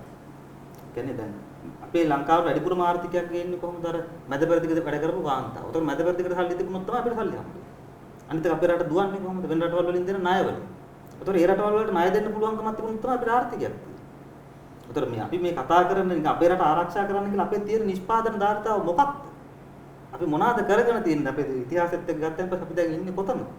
අපි ඉන්නේ හරිම දුප්පත් තැනක. අපි හැදිලා රාවණා දඬු මොනට හැදුවා කියලා ආඩම්බර වෙමින් තමයි ඉන්නේ. ඊට එහා අපි මුත් කරගෙන නැහැ. චින්තන මගේ ඔබ කියපු එකක් ගැන මට කෙටි අතුරු මැදිහත් කිරීමක් කරන්න බුදුමා මේ සාමූහිකත්වය කියලා දෙයක් නැහැ කියලා. එතකොට විශේෂයෙන්ම මේ ක්‍රීඩාව මේ නිතරම අපි කියන අධ්‍යාපනයටත් දාන්න ඕන මේ කට්ටිය එකතු වෙලා මොනවා හරි පදක්කමක් දිනනවා මේ වගේ දේවල් ගැන කොහොමද ඒ ගැන අර්ථ නිරූපණය කරන්නේ? ඒ වගේ දේවල් හොඳ නැද්ද? එතකොට මේ සාමූහිකව හිටියොත් නෙවෙයිද එකිනෙකාට ගෞරවය ඒ වගේ දේවල් තියෙන්නේ. එතකොට ඒ සාමූහික සංකල්පය චින්තන බැහැර කරනවද? නෑ. සාමූහිකත්වය ඇති වෙන්න ඕන පුද්ගලයන් එකතු වෙලා හැදෙන සාමූහිකයක් විදියට. සාමූහිකත්වය කියන්නේ කවුරු හරි එක්කෙනෙක් කියන දේවල් රොබෝලා වගේ කරන සාමූහිකයක් නෙමෙයි. සාමූහිකයේ විසින් අරමිනියට තියෙන සියලු අයිතිවාසිකම් මුදුරාගෙන අපි කියන විදියට උඹ ඉඳපන් කියන සාමූහිකය නෙමෙයි. ඒ වෙනුවට අපි පිළිගන්නවා තනි පුද්ගලයන් විසින් හැදිච්ච සාමූහිකයක්. අපි සවිඥානික තීරණයකට එකඟ වෙලා යමක් කරනවා. ඒතකොට ක්‍රීඩාවක වෙන්න පුළුවන් අපි නිර්මාණශීලීව මේ වෙලාවේ අපේ පහර කොතනටද යන්න ඕන කියලා තීරණය කරනවා. එතකොට මේක කිසිසේත්ම මේ අර මං කියන්නේ බැටළු රංචුවක් වගේ නොවිය යුතුයි. මේක මිනිස්සු පිරිසක් කියන එක තියෙනවා. අපි සත් අපිට පුළුවන් අර ටැග් ඇනිමල්ස්ලා වගේ වෙන්න ඔක්කොම එකෙක් හූ ගියාගෙන යනකොට ඔක්කොම ටික හූ ගියාගෙන යනවා. ඒ වගේ. එහෙම නෙමෙයි අපි පිළිගන්නවා අපි සෑහෙන මානව ශිෂ්ටාචාරයේ සෑහෙන අවදි ප්‍රමාණයක් පහු කරලා ගස් වලින් බිමට බහැලා ඒ වානරයුගෙන් මෙහාට ඇවිල්ලා දැන් අපි පොඩි මනස දියුණු ශිෂ්ටත්වයක ජීවත් වෙනවා. එතකොට මේ ශිෂ්ටත්වයේ උරුමය තමයි මිනිස්සුන්ගේ මනස. මිනිස්සුන්ට හිතන, ක්‍රියා කරන, නිර්මාණය කරන මනසක් තියෙනවා කියන්නේ. ඒකට ගරු කිරීම නැති තැන සාමූහිකත්වය මම පිළිගන්නේ නැහැ. හොඳයි. මහාචාර්ය අබේරත්න මගේ අවසාන ප්‍රශ්නය ඇත්තටම මේ ආර්ථික අපි හැමෝම බලන්නේ ළමයා ඉස්කෝලේට දාගන්න පුද්ගලික දේවල්නේ බලන්නේ. හොඳට කන්න පුළුවන්ද, වාහනයක් ගන්න පුළුවන්ද, ඉක්මනට වැඩ දෙන්න පුළුවන්ද, පඩිය වැඩි කර ගන්න පුළුවන්ද, ප්‍රොමෝෂන් එකක් ගන්න පුළුවන්ද, මේ වගේ ප්‍රශ්න වලට ගොඩක් වෙලාවට හැමෝගෙම අවශ්‍යතා සීමා වෙනවා. හොඳ අධ්‍යාපනයක් ගන්න පුළුවන්ද, ඔය වගේ දේවල්.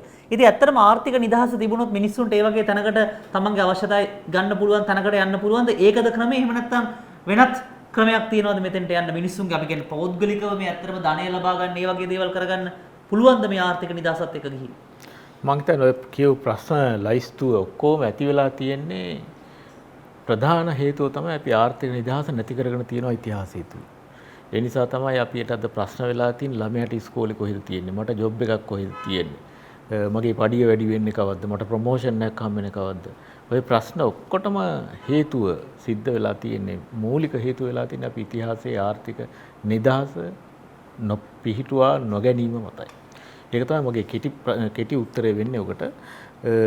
ආර්ථික නිදහස ඇති කරනවා කියන එක අපි බලාපොරොත්තු වෙන්නේ එකිනෙකා තම තමන්ගේ අවශ්‍යතාවයන් හැකියාවන් ඒව පරිදි ක්‍රියාත්මක කරන්න ආර්ථික තීරණ ගන්න ඒ තීරණ ක්‍රියාත්මක කරන්න නිදහස තියනවා කියන හැකියාව තියනවා කියන වටපිටාව තියනවා කියන පදනම මත. එතකොට මේ පදනම නැති කරනවා නම් ඒක නැති කරන ප්‍රධානම ආයතනය තමයි ආණ්ඩුව. ඒ පදනම නැති කරනවා නම් අපි එතනින් තමයි සීමාව පටන් ගන්න. එතකොට අපි උදාහරණයකට ගත්තොත් එහෙම වෙලාව තියෙනවද විනාඩිය? උදාහරණයකට ගත්තොත් එහෙම දැන් ආණ්ඩුව කියන එක අපි මිනිස්සුන්ගෙන් බදු අය කරලා මිනිස්සු වෙනුවෙන් වියදම් කරන ආයතනයක් තමයි ආණ්ඩුවට. ඒකට නෛතිකමය අයිතියක් දීලා තියෙනවා අපි රජයකට. right? හැබැයි අපි ඔය ආර්ථික නිදහස පිළිබඳ කතා කරපු ආර්ථික විද්‍යාඥයින් මේ ගැන කියපු දේ ඇහුවොත් එහෙම අපිට සිද්ධ වෙනවා කියන්නේ තමන් හොයන සල්ලි තමන් වියදම් කරනවා නම් බොහොම සැලකිල්ලෙන් පරිස්සමෙන් වියදම් කරනවා. හැබැයි අනුන් හොයන සල්ලි වියදම් කරන්න තමන්ට අයිතිය තියෙනවා නම් අර කියන සැලකිල්ල එතන නැහැ. ඒතර ආණ්ඩුව වැටෙන්නේ අන්න එතෙන්ටයි. එහෙමනම් ඒ ආණ්ඩුවේ වගකීමෙන් තොරව ඒ කටයුත්ත කිරීමට නෛතික අයිතියක් ආණ්ඩුවට ලැබිලා තියෙනවා නම් අත් වශයෙන් මේකෙන් සීමා වෙන්නේ ජනතාවගේ ආර්ථික නිදහස. ඉතින් මෙතනින් තමයි මම හිතන්නේ මේ ප්‍රශ්නේ හුඟක් බරපතල වෙන්නේ. හොඳයි. බොහොමත්ම ස්තුතියි මහාචාර්ය සිරිමල් අබේරත්නට අපත් එක්ක සාකච්ඡාවට සම්බන්ධ වුණාට. ඒ වගේම චින්තන බොහොමත්ම ස්තුතියි අපිත් එක්ක සාකච්ඡාවට සම්බන්ධ වුණාට. ඔබට නැවතත් මතක් කරනවා නිදහසට මඟ කියන පොත නයිට් වොච්මන් සමාජයේ ඉදක්වනවා. ආචාර්ය රිචඩ් වෙලිංස් තමයි පළමු කර්තෘවරයා බිගිනර්ස් ගයිඩ් ෆොර් ලිබර්ටි කියන පොත. එය නයිට් වොච්මන් සමාජයේ විසින් නිදහසට මඟ කියලා පරිවර්තනය කරලා තිබෙනවා. ඔබටත් පුළුවන් අපගේ වෙබ් නයිට් වොච්මන් වෙබ් අඩවිය ඔස්සේ මේ පොත කියවන්න. ඒ වගේම අපිට ඊමේල් එකක් එවලා මේ පොතේ පිටපතක් ලබා ගැනීමේ හැකියාව ඔබට තිබෙනවා. ඒ වගේම නයිට් වොච්මන් සමාජයට සම්බන්ධ වෙන්නත් පුළුවන් ඔබට. වෙබ් අඩවිය ඔස්සේ අපිත් එක්ක සම්බන්ධ වෙන්න පුළුවන්. අපි කලින් කිව්වා වගේ මාසයක් කර මාසයක් දේශනයක් හරි සාකච්ඡාවක් හරි තියෙනවා මේ වගේ. මේ අපි කියන්නේ භෞතිකව මේක කරගන්න විදියක් නැහැ කොවිඩ් තත්ත්වය නිසා. එහෙම නැත්නම් අපි බුක් ක්ලබ් එකක් තියෙනවා. හැම මාසෙකම පොතක් අපි ඉදිරිපත් කරනවා නයිට් වොච්මන් සමාජයේ විසින්. ඒ පොත කියවලා ඒ ගැන සාකච්ඡාව මේ පොතේ තියෙන දේවල් හරිද වැරද්ද මේක ලංකාවට ගැලපෙන්නේ කොහොමද මේක ලෝකෙ දකින්නේ කොහොමද කියන සාකච්ඡාව කරන්නත් නයිට් වොච්මන් පොත් සමාජයට ඔබට දායක වෙන්න පුළුවන්. ඉතින් අපිත් එක්ක සාකච්ඡාවට සම්බන්ධ වුණාට බොහොම ස්තුතියි. අපි තවත් මේ වගේම වැඩසටහනකින් හමු වෙන්න බලාපොරොත්තු වෙන ඔබගෙන් සමුගෙන යනවා. බොහොමත්ම ස්තුතියි. අපේ page එකට නයිට් වොච්මන් page එකට like කරන්න පුළුවන්. ඒ වගේම YouTube channel එකක් තියෙනවා. ඒක subscribe කරන්න පුළුවන්. මේ වීඩියෝ එක බලන්න, share කරන්න කියලා ඉල්ලමින් චින්තනටත් ප්‍රොෆෙසර් වේරතනට ස්තුතිවන්ත වෙමින් අපි වැඩසටහන අවසන් කරමු. බොහොම ස්තුතියි.